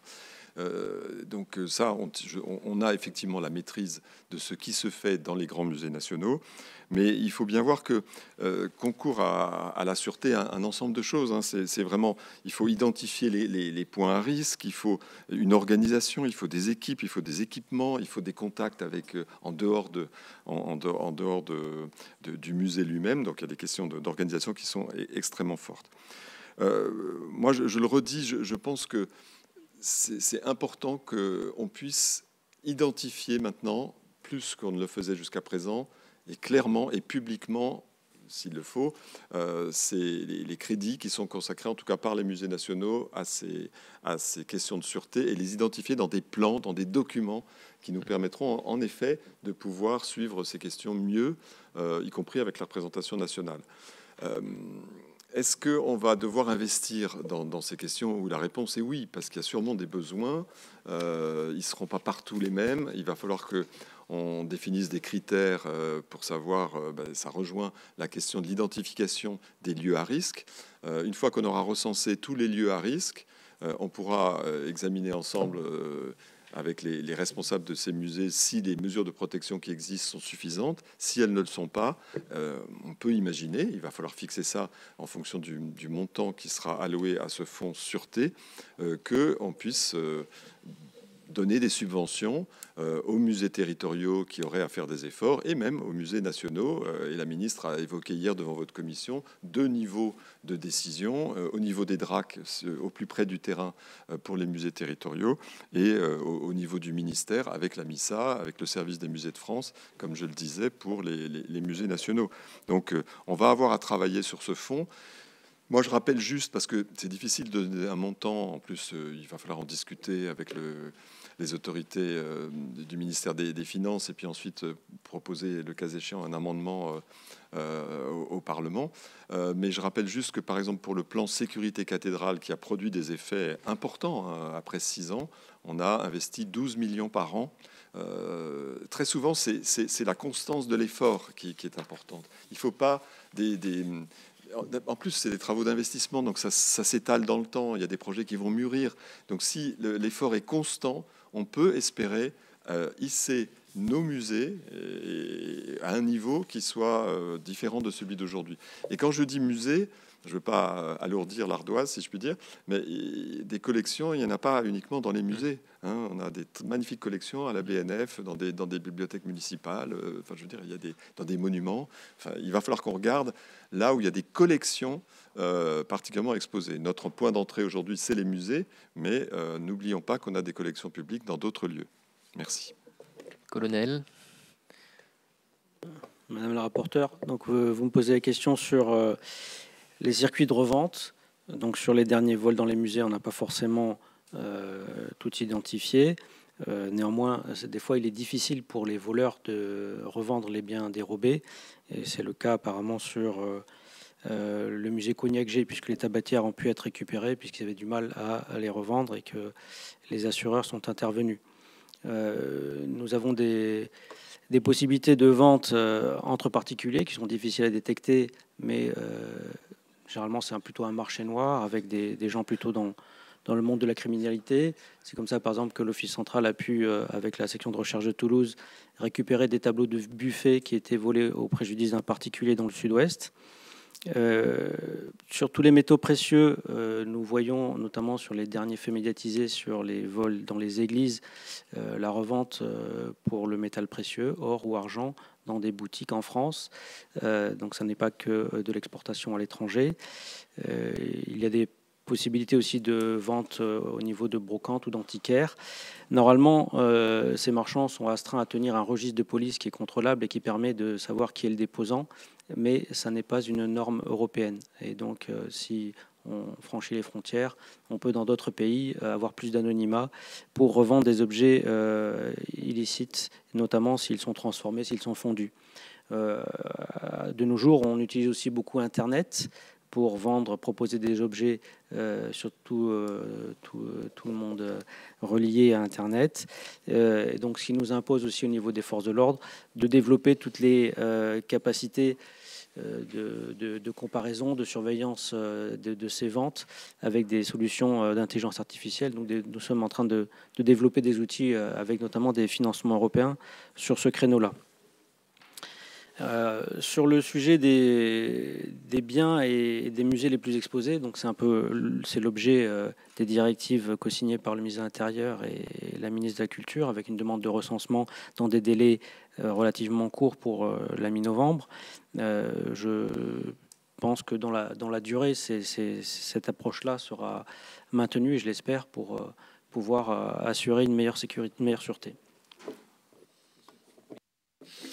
Bien, vous nous demanderez s'il y a un besoin de meilleure coordination, de révision du process global. D'abord, je veux rendre hommage, je pense, à l'ensemble des acteurs, qu'ils soient de la culture, des entreprises privées, délégataires, notamment des missions de sûreté, etc. Parce qu'individuellement, j'imagine que, et je pense, pour avoir quand même eu plusieurs postes interterritoriaux, que tout le monde est très attaché à faire son travail le mieux possible. Comme le disait Jean-François Hébert tout à l'heure, en fait, c'est probablement une vision globale qui manque le plus, puisqu'en fait, chacun dans son domaine, chacun dans son tuyau d'orgue fait exactement ce qu'il a à faire. Pour autant, il n'y a pas forcément une vision globale. Donc, s'agissant de la préfecture de police de Paris, qui est concurrent et pas menant, donc avec le ministère de la Culture, je pense qu'on va proposer, typiquement, dans le cas des reconductions des arrêtés préfectoraux pour la vidéoprotection, d'avoir une vision beaucoup plus exhaustive de l'ensemble du sujet de protection et de sûreté, qui permettrait parfois aussi, je pense qu'il sera peut-être nécessaire, ce qu'on fait déjà au titre, par exemple, des ERP, d'avoir des mesures plus contraignantes. C'est-à-dire que si telle chose n'est pas faite, nous pourrions ne pas donner ou en tout cas ne pas reconduire les autorisations préfectorales. Donc ça, c'est de mon point de vue quelque chose qui peut être fait et avec un corpus administratif qui vise à vérifier que l'ensemble du process, comme le disait tout à l'heure le directeur général, a été examiné et qui s'inscrit à la fois dans le temps court, le temps moyen et le temps long, dans un process de rénovation, de mise à jour à la fois des logiciels, des matériels, mais aussi des process, de façon à ce que celui qui est en charge de la gestion du musée ait une vision totalement globale, inscrite dans un temps, avec des échelles de risque que nous, puisque ce sera notre métier, de définir en disant, ben voilà, aujourd'hui nous sommes dans un grand risque, pour autant il y a des mesures d'accompagnement en attendant de faire les travaux qui peuvent être mises en place ou qui doivent être mises en place si on veut continuer à laisser cet établissement ouvert ou nous pourrions éventuellement contraindre à ne pas reproduire, en tout cas reconduire ces autorisations préfectorales. Alors s'agissant des différents risques, il y a évidemment, on l'a dit tout à l'heure, un travail qui est très bien fait avec notamment les services d'incendie et de secours sur la partie incendie. Il y a un travail qui a été fait également au fil des crises avec les gilets jaunes pour des risques d'envahissement. Un travail qui a été fait avec la PP s'agissant des musées à Paris et dans d'autres territoires, bien évidemment, avec les services compétents. Il y a aussi, j'ai découvert ça en travaillant le dossier avec mes collaborateurs, collaboratrices, des risques d'ensoupement. On l'a vu dans les phases un peu médiatisées où certains militants viennent projeter des liquides non dangereux, mais qui pourraient dégrader les différentes œuvres. Donc tout ça a été en tout cas vu, mais on le voit bien, de façon différenciée dans un compartiment d'une étude, donc l'ensoupement, l'envahissement, l'incendie.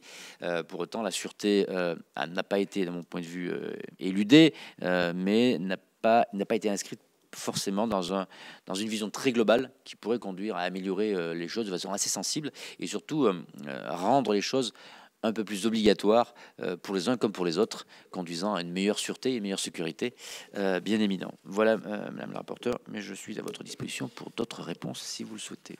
Alors justement, on va prendre toutes les questions. Je vais vous inviter du coup à les noter. Colombe Brossel va commencer.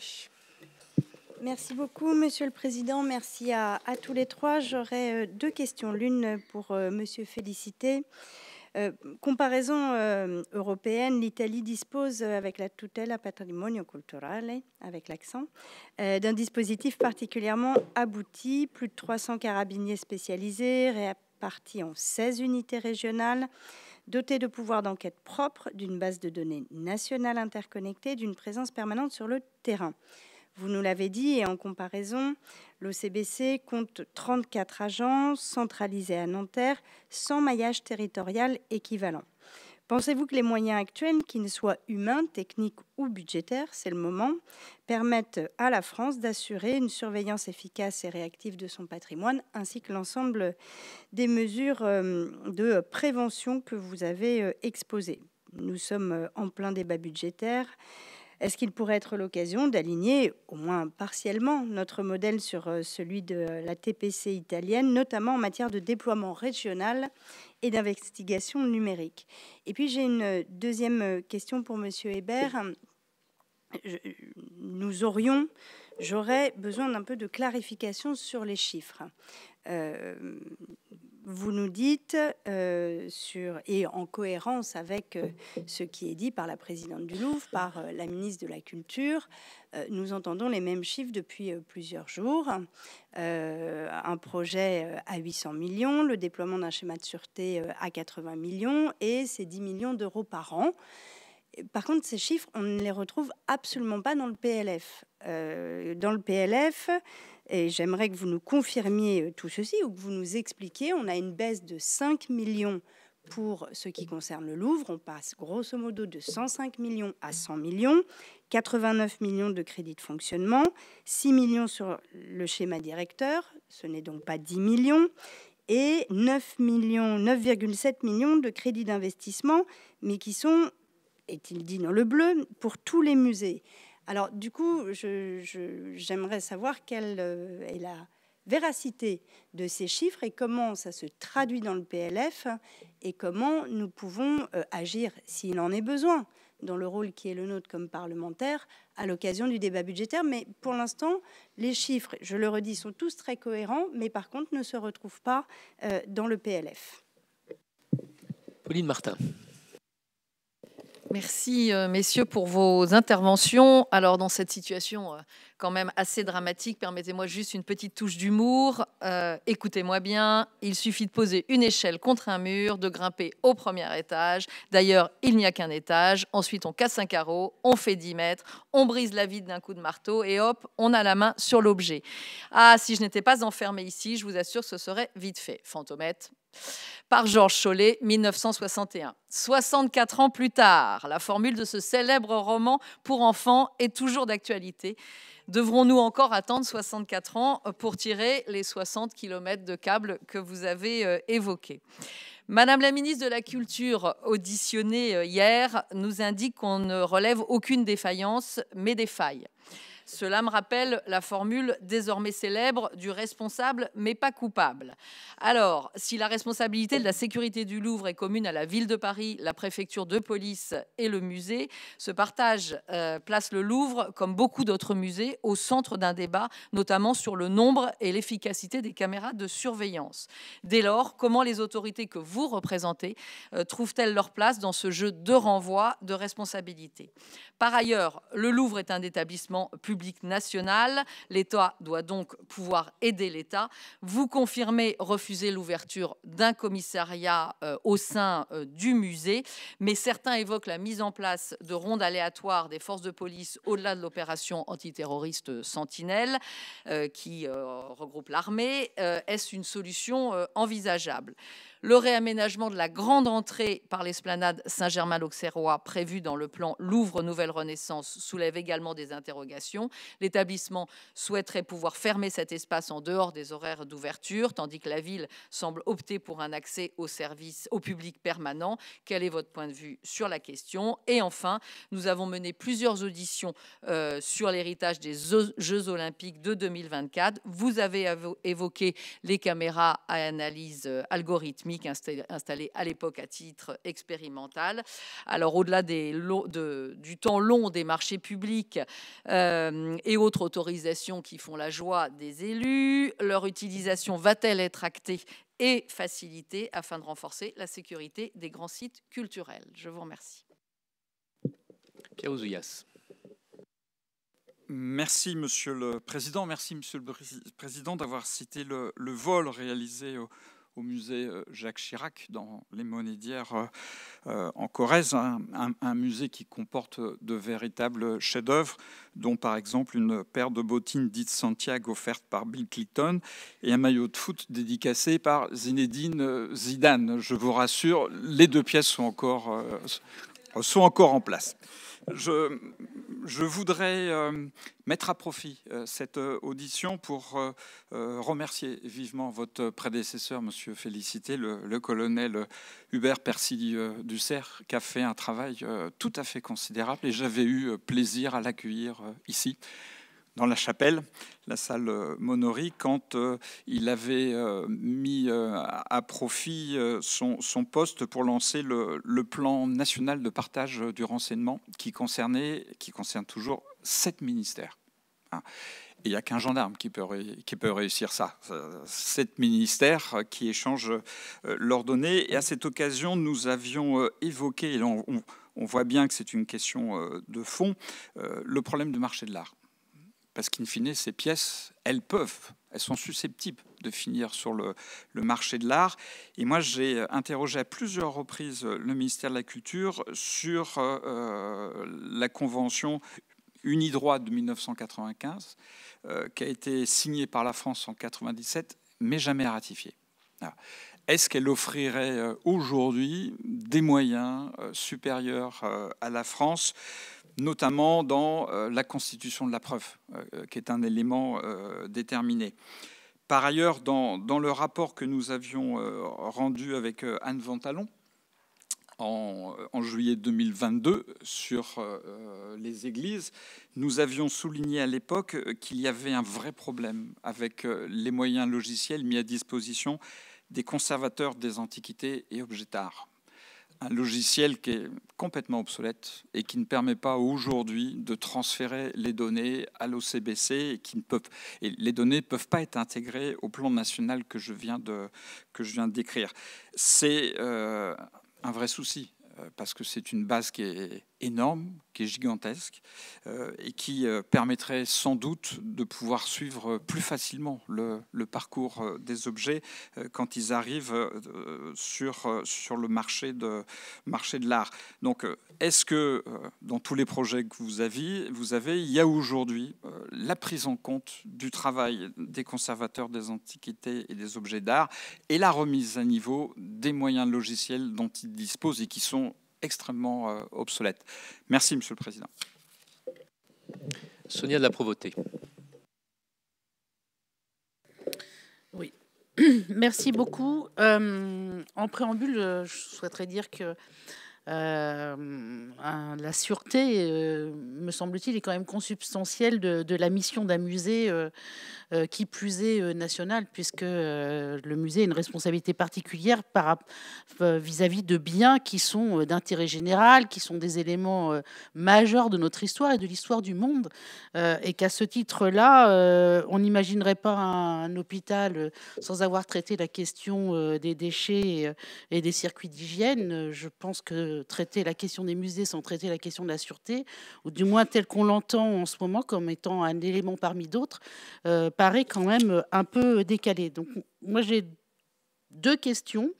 La première reposant sur la réflexion que on a le sentiment quand même qu'il y a eu 5 interlocuteurs, puisqu'il y a le cycliste en plus, qui sont intervenus dans la chaîne d'événements et de réactions vis-à-vis de ce vol.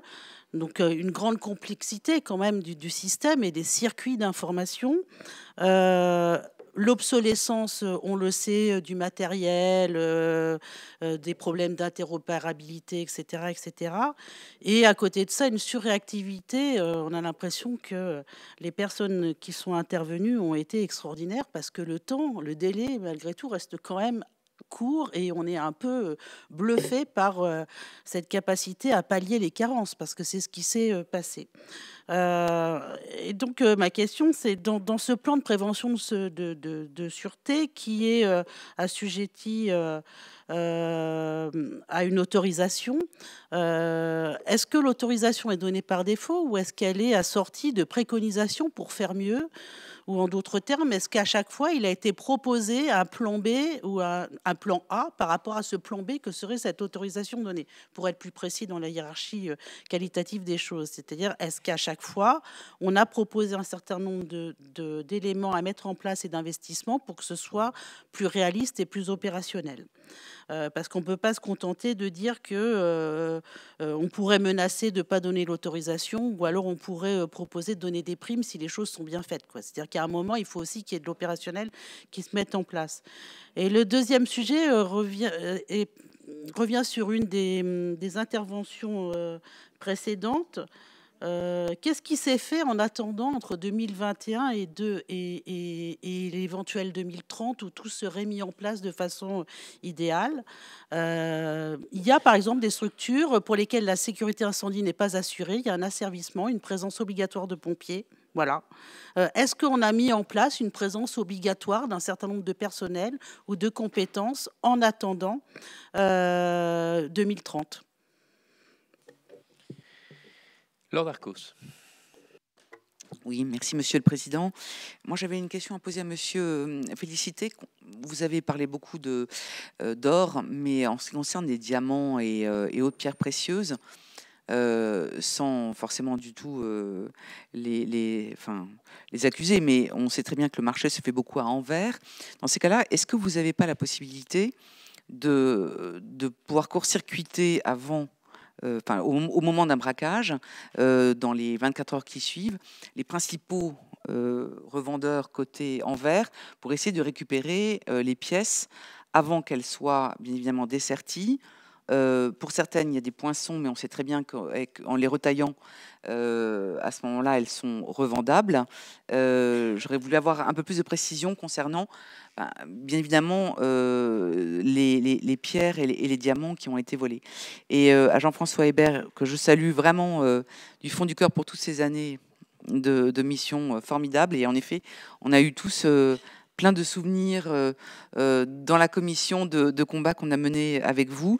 Je voulais avoir des nouvelles de la pauvre couronne de l'impératrice Eugénie, parce qu'en fait, on parle beaucoup de tout ça, mais on ne parle pas des victimes depuis dimanche. Et elle a l'air d'être très endommagée. Est-ce que ça va être possible de pouvoir quand même essayer de la réparer? Monique de Marco. Merci. Écoutez, merci beaucoup pour vos explications, mais moi j'ai besoin de précision. Cela ne concerne pas du tout le Louvre, ça concerne d'autres musées. Je prendrai l'exemple, par exemple, du musée de Limoges, avec le vol de porcelaine. J'aimerais savoir globalement quelle est la chaîne des procédures, c'est-à-dire comment se déroule la collaboration interservices à partir de la constatation d'un vol. Comment vous procédez ensuite? Quel est le déroulé? Et ensuite, vous avez parlé également de fichiers nationaux, fichiers internationaux, fichiers européens. Pouvez-vous nous préciser un peu ce type de fichier? Et est-ce que tous les pays collaborent à ce fichier? Je vous remercie. Agnès Séveraine. Je vous remercie, Monsieur le Président. Monsieur le Préfet de police, s'agissant de la répartition des compétences en matière de vidéoprotection à l'extérieur du musée entre la ville de Paris et la préfecture de police et le musée, j'ai le sentiment que chacun se renvoie la balle. Vous nous avez dit ce matin que la préfecture de police avait omis en fait de prendre un nouvel arrêté en juillet 2025, mais la mairie de Paris ne semble pas s'en être inquiétée et le musée n'a pas non plus fait de demande de reconduction. Donc pourriez-vous nous éclairer sur cette chaîne de responsabilité et à quelle étape de la procédure la ville intervient-elle? Une deuxième question, il y aurait seulement 5 caméras donc pour 1,3 km de façade extérieure du Louvre. Avez-vous reçu des demandes pour ajouter de nouvelles caméras? Et si oui, quel est le détail de la procédure à venir et quels seront les délais pour enfin renforcer la protection périmétrique du Louvre? Et enfin, dernière question, la presse évoque une note d'alerte du renseignement criminel français qui dit que la menace criminelle contre les musées semble s'accélérer. Pourriez-vous, s'il vous plaît, nous éclairer? Je vous remercie. Jacques Grosperrin. Merci, Président, d'avoir organisé cette table ronde. Et merci à vous trois. Tout d'abord, moi, je veux dire qu'à Besançon, c'est le plus vieux musée public de France qui a été créé en 1694. Et je touche du bois, mais à ce jour, il n'y a pas eu de vol, en tout cas des esquisses, mais dans un autre lieu. Et c'est vrai que le Louvre, en 1939, il y avait déjà eu un vol, c'était le vol d'un tableau de bateau. Et là, déjà, les services avaient été très efficaces parce qu'il avait été retrouvé par la suite. En tout cas, je crois que les choses sont difficiles et on s'explique qu'il y avait un journal, le journal qui s'appelait le Journal, qui avait déjà déploré à cette période-là un manque de personnel. Et on entend à ce jour encore un manque de personnel et ça revient tout le temps. Moi, je ne veux pas revenir sur l'audition de Madame Laurence Descartes la semaine dernière, mais je trouve qu'à un moment donné, on se donne la patate chaude en quelque sorte. Annick Evren a expliqué entre la responsabilité de la préfecture de Paris, la responsabilité du musée du Louvre. J'ai plutôt le sentiment que chacun est à vous entendre, vous dédouaner vos services respectifs et vos tutelles respectives, et je peux le comprendre.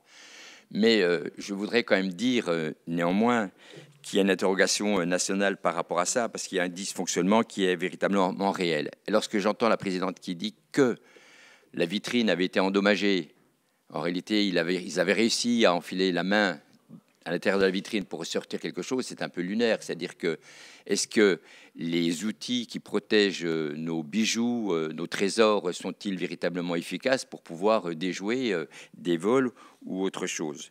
Estimez-vous que les investissements qui sont faits à l'intérieur sont suffisants pour pouvoir, à un moment donné, les protéger?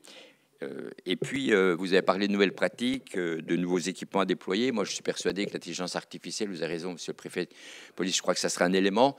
La venue des Champs-Élysées est beaucoup plus surveillée que le musée du Louvre. Dès qu'il y a quelque chose qui se passe aux Champs-Élysées, on le voit très bien, les choses sont plus efficaces. Donc, existait-il à ce jour un guide des bonnes pratiques qui est déterminé, ou en tout cas qui est donné par les ministères ou les instances ad hoc pour la surveillance des musées? Est-ce qu'on ne pourrait pas mettre en place, alors moi, un commissariat, c'est une fausse bonne idée, mais on voit bien que dans le recrutement des agents qui sont là, ils n'ont pas peut-être les compétences ou d'autres choses, ils ont d'autres types de compétences, on le voit bien, nous qui fréquentons les musées, mais s'il y avait eu peut-être 2 policiers dans les musées nationaux qui pourraient être, le cas échéant, être en efficacité ou en urgence vis-à-vis de ces situations-là, je pense que ça pourrait être en tout cas intéressant. Puis enfin, pour terminer, je pense qu'il y a des lieux dans le musée où on peut mettre des objets ou ne pas les mettre pour les sécuriser. Je ne reviendrai pas sur la Tour de Londres, mais qui protège de manière très efficace les bijoux de la reine et de Sa Majesté, et qui sont d'ailleurs surveillés par justement des personnels de Sa Majesté qui sont d'une efficacité. Et je doute fort qu'à un moment donné, on puisse trouver un vol, en tout cas au niveau de ce lieu-là. Merci. Et enfin, Max Brisson. Merci, Monsieur le Président. Audition après audition, l'art de la défense progresse. C'est vrai que notre organisation tuyau d'orgue permet en la matière d'être bientôt champion du monde. Chacun se protège. Comme l'a dit Jacques Perrin, qui a ajouté, c'est normal, et ce sera ma divergence avec Jacques Perrin, c'est absolument anormal que chacun se protège. Le summum a été atteint hier, puisque la ministre a parlé d'absence de défaillance, mais de faille. Il faut que la sémantique soit extrêmement fine dans la haute fonction publique pour qu'on en soit à ce niveau-là de précision. Donc, pour ce qui vous concerne, monsieur le préfet de police de Paris, est-ce qu'il y a eu des failles, des défaillances? Vous choisissez le mot que vous souhaitez. Est-ce vrai qu'un monte-charge ait pu se garer sur un trottoir en contresens de circulation et opérer un demi-tour qu'est François Mitterrand à 9 h du matin au cœur de Paris? Est-ce que, pour ce qui vous concerne, il y aura l'établissement d'une chaîne de responsabilité? Est-ce que le mot sanction, qui n'est jamais prononcé, est possible? Ou est-ce que l'irresponsabilité est la règle? Je suis très surpris de ce que vous avez dit, monsieur le préfet de police de Paris, sur le fait que l'arrêté d'autorisation des caméras était arrivé à expiration. et que demain, ça ne sera plus possible grâce à l'intelligence artificielle. Dieu merci, dans ce pays, on a su renouveler des arrêtés avant que l'intelligence artificielle progresse. Et moi, je pense aux maires des 35 485 communes de France, pour lesquelles on a beaucoup moins de bienveillance quand ils oublient de renouveler un arrêté. Merci.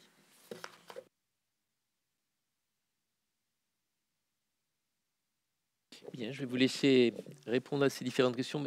Monsieur le directeur général, peut-être. Oui, je vais le faire aussi bien que possible. D'abord, je voudrais rappeler, parce que qu'il y a une enquête administrative qui est en cours. Ça peut répondre au dernier orateur, M. Brisson. Il y a une enquête administrative en cours et moi j'ai écouté comme vous la ministre. Elle a dit hier qu'elle attendait les conclusions de cette enquête pour ensuite en tirer les conséquences et vérifier qui est responsable.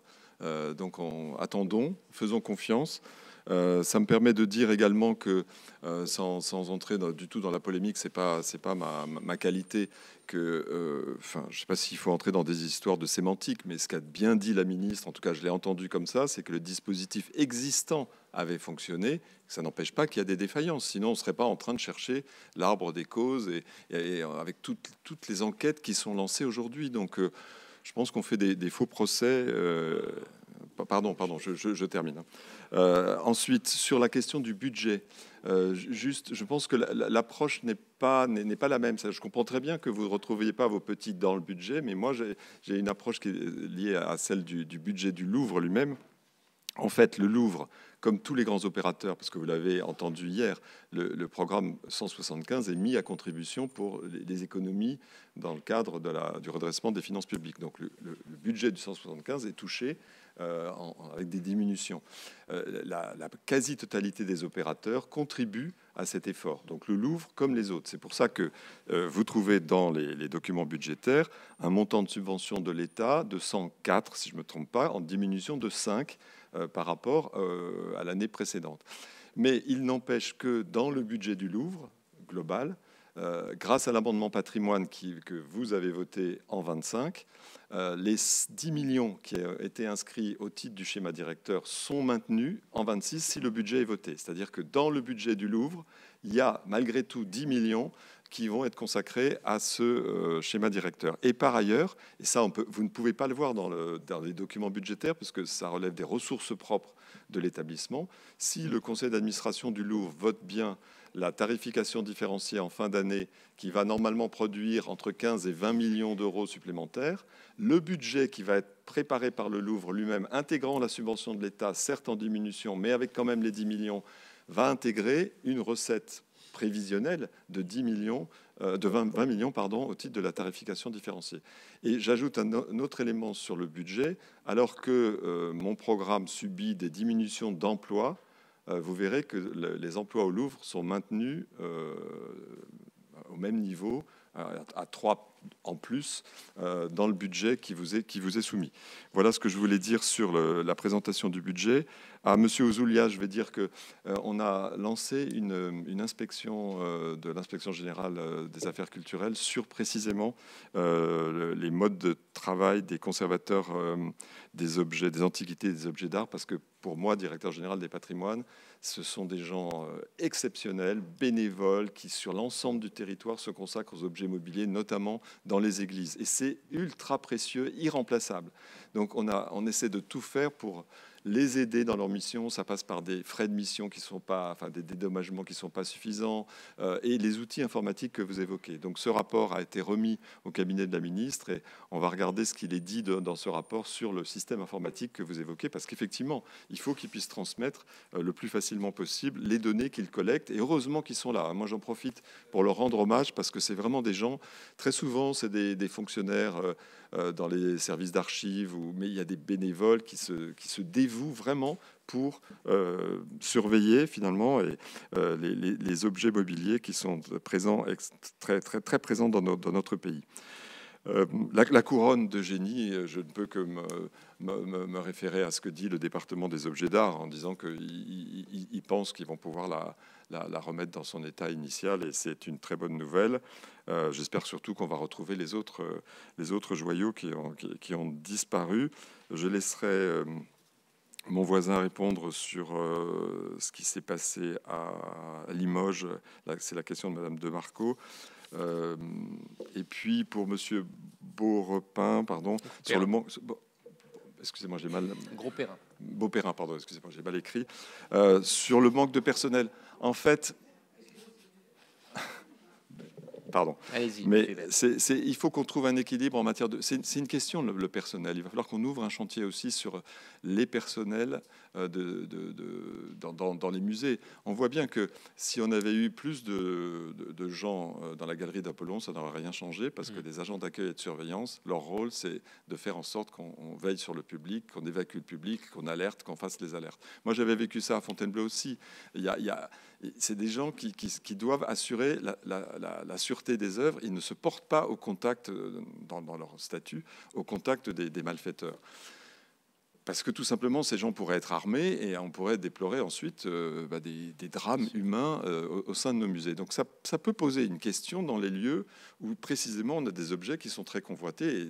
Et donc là, il y a eu la question proposée par, la suggestion, la piste évoquée par la présidente directrice d'un commissariat au sein du Louvre. Là, on connaît la réponse.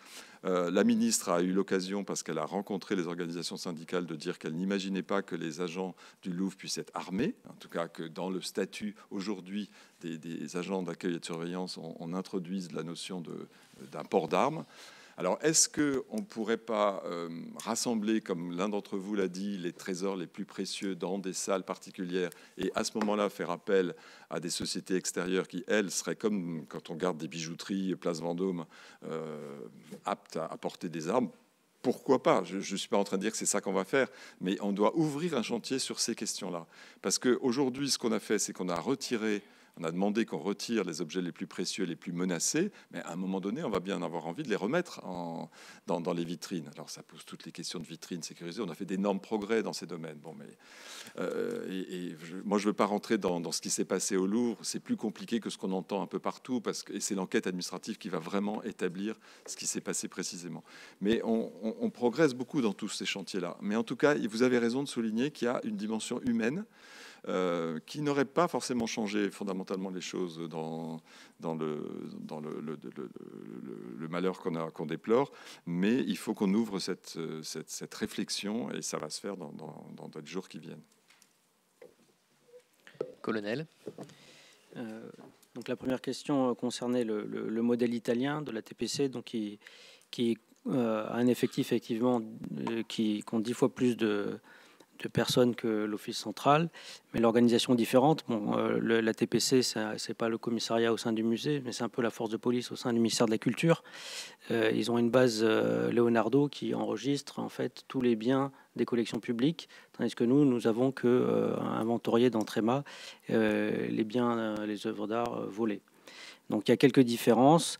Nous avons un modèle plus souple, plus complémentaire, c'est-à-dire que l'Office central peut travailler avec des unités régionales ou locales de police, de gendarmerie, et le nombre de faits visant spécifiquement les musées fait qu'on doit s'articuler entre les différentes régions qui sont confrontées à ces éléments-là. Donc ça me permet de passer peut-être à l'exemple sur la question de Madame de Marco, sur le vol qui s'est commis à Limoges. Donc c'est la police nationale, la police judiciaire, maintenant donc division de criminalité organisée spécialisée qui est saisie à Limoges. Mais d'emblée, nous avons été appelés par le parquet de Limoges et l'office a été co-saisi. L'importance des faits a justifié que ce soit la juridiction interrégionale spécialisée de Bordeaux qui reprenne la saisine. Et donc, au gré des besoins, d'un point de vue technique, d'un point de vue humain, nous pouvons agréger des moyens complémentaires dans cette enquête et les localiser en fonction de là où les indices nous mènent.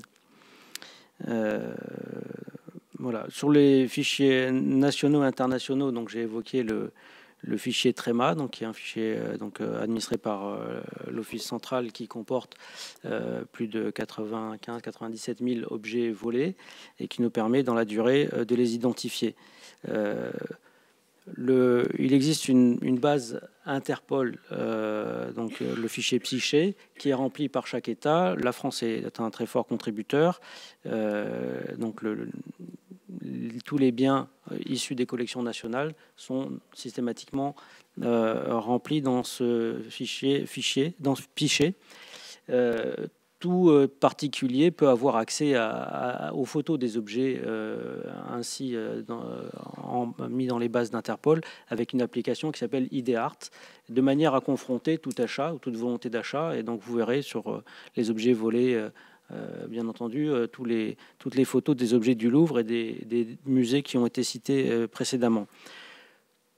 Tous les pays européens n'ont pas une base spécifique d'objets volés et nous sommes donc actuellement participants à des travaux pour, comme il existe dans d'autres domaines de fichiers, que ce soit les empreintes génétiques, les empreintes digitales, qu'on puisse mettre en contact des services d'enquête sur tous les États membres à partir d'un objet découvert qui pourrait être volé. Ça nécessite vraisemblablement de développer davantage de fichiers nationaux ou un fichier européen ou même de travailler avec Interpol.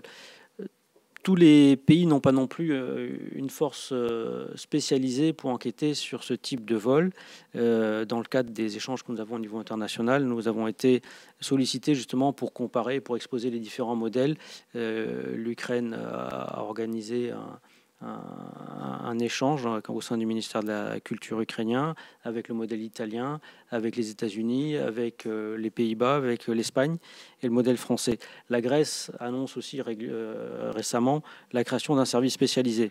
Donc le sujet aussi suivi au niveau européen et on cherche à fédérer tous les efforts. Sur une question, je prends un bout de question donc sur la menace criminelle qui vise les musées, qui a été diffusée. Nous n'avons pas l'effectif de la TPC de 350 carabiniers, mais nous travaillons en réseau avec des correspondants. L'Office central a une quasi centaine de correspondants sur le territoire national, autant policiers que gendarmes. En septembre, on a encore assuré une semaine de formation d'une vingtaine de correspondants, donc 10 policiers, 10 gendarmes, où on leur explique un peu toutes les spécificités du contentieux, tant sur l'identification des objets anciens, des objets de collection publique, les modalités les particulières au marché, à la tenue des registres, au contrôle des registres. Donc voilà, ils ont une semaine. On essaie de maintenir le lien par des échanges réguliers. Nous, justement, par rapport aux besoins budgétaires au sein de la DNPJ, nous essayons d'organiser au moins une rencontre annuelle où nous envisageons peut-être des réunions régionales, vraisemblablement en lien avec les DRAC, pour décliner l'impulsion des directives ministérielles récentes et renforcer la vigilance et les mesures sur la sûreté. Et donc, j'ai balayé à peu près toutes les questions, sauf la question sur Anvers. Oui. Sur Anvers, nous avons bien entendu diffusé largement les objets volés, notamment auprès de nos contacts de la police belge, et tous les patrouilleurs ont les éléments. Voilà, donc nous avons diffusé largement de manière à diminuer les risques, mais il n'y a pas de parade absolue. La question la plus spécifique, c'est de monsieur le sénateur Ouzoulias, donc sur le marché de l'art, sur la convention Unidroit. Donc je vais devoir davantage piocher pour pouvoir vous répondre, et je réserverai la réponse à une prochaine rencontre. Monsieur le préfet de police. Bien, ne vous connaissant pas toutes et tous, vous excuserez de bien vouloir traiter les sujets par bloc, puisque vous avez souvent posé les mêmes questions. S'agissant des rondes supplémentaires, donc comme je l'ai dit tout à l'heure, déjà, il y a une augmentation de 43% par rapport à l'année dernière, depuis le 1er janvier, sur le nombre d'interpellations. Bien évidemment, les services n'ont pas attendu mon affectation pour durcir les rondes et les visites. S'agissant d'un système un peu analogue à Sentinelle, ça mérite réflexion, bien évidemment. Et cet après-midi, j'aurai une réunion d'état-major élargie et durant cette réunion d'état-major élargi, bien évidemment, je traiterai du sujet dont nous avons parlé une bonne partie de la matinée, la lumière de des questions que vous m'avez posées et des réponses que j'essaie d'y apporter. S'agissant des recherches algorithmiques dans l'intelligence artificielle, bien évidemment, aujourd'hui, nous sommes contraints par les lois et les règlements. La préfecture de police de Paris a bénéficié d'une expérimentation pendant les Jeux Olympiques, d'accord, mais c'était une expérimentation qui s'est arrêtée, et donc évidemment nous sommes respectueux du droit, et donc aujourd'hui nous ne pouvons pas le faire, mais il est certain que si nous avions la possibilité, comme dans le cas d'enlèvement par exemple, de pouvoir suivre de façon algorithmique et avec l'intelligence artificielle des véhicules, des motos, etc., il est bien évident que nous gagnerions énormément de temps et que nous pourrions résoudre une bonne partie des difficultés que nous connaissons. Mais bien évidemment, nous sommes respectueux du droit et donc tant que le corpus législatif n'a pas été modifié, malheureusement, nous ne pourrons pas l'utiliser. Et voilà, donc c'est terminé pour ce 100% Sénat largement consacré aux événements du Louvre. Merci beaucoup de votre fidélité et très bonne journée sur Public Sénat.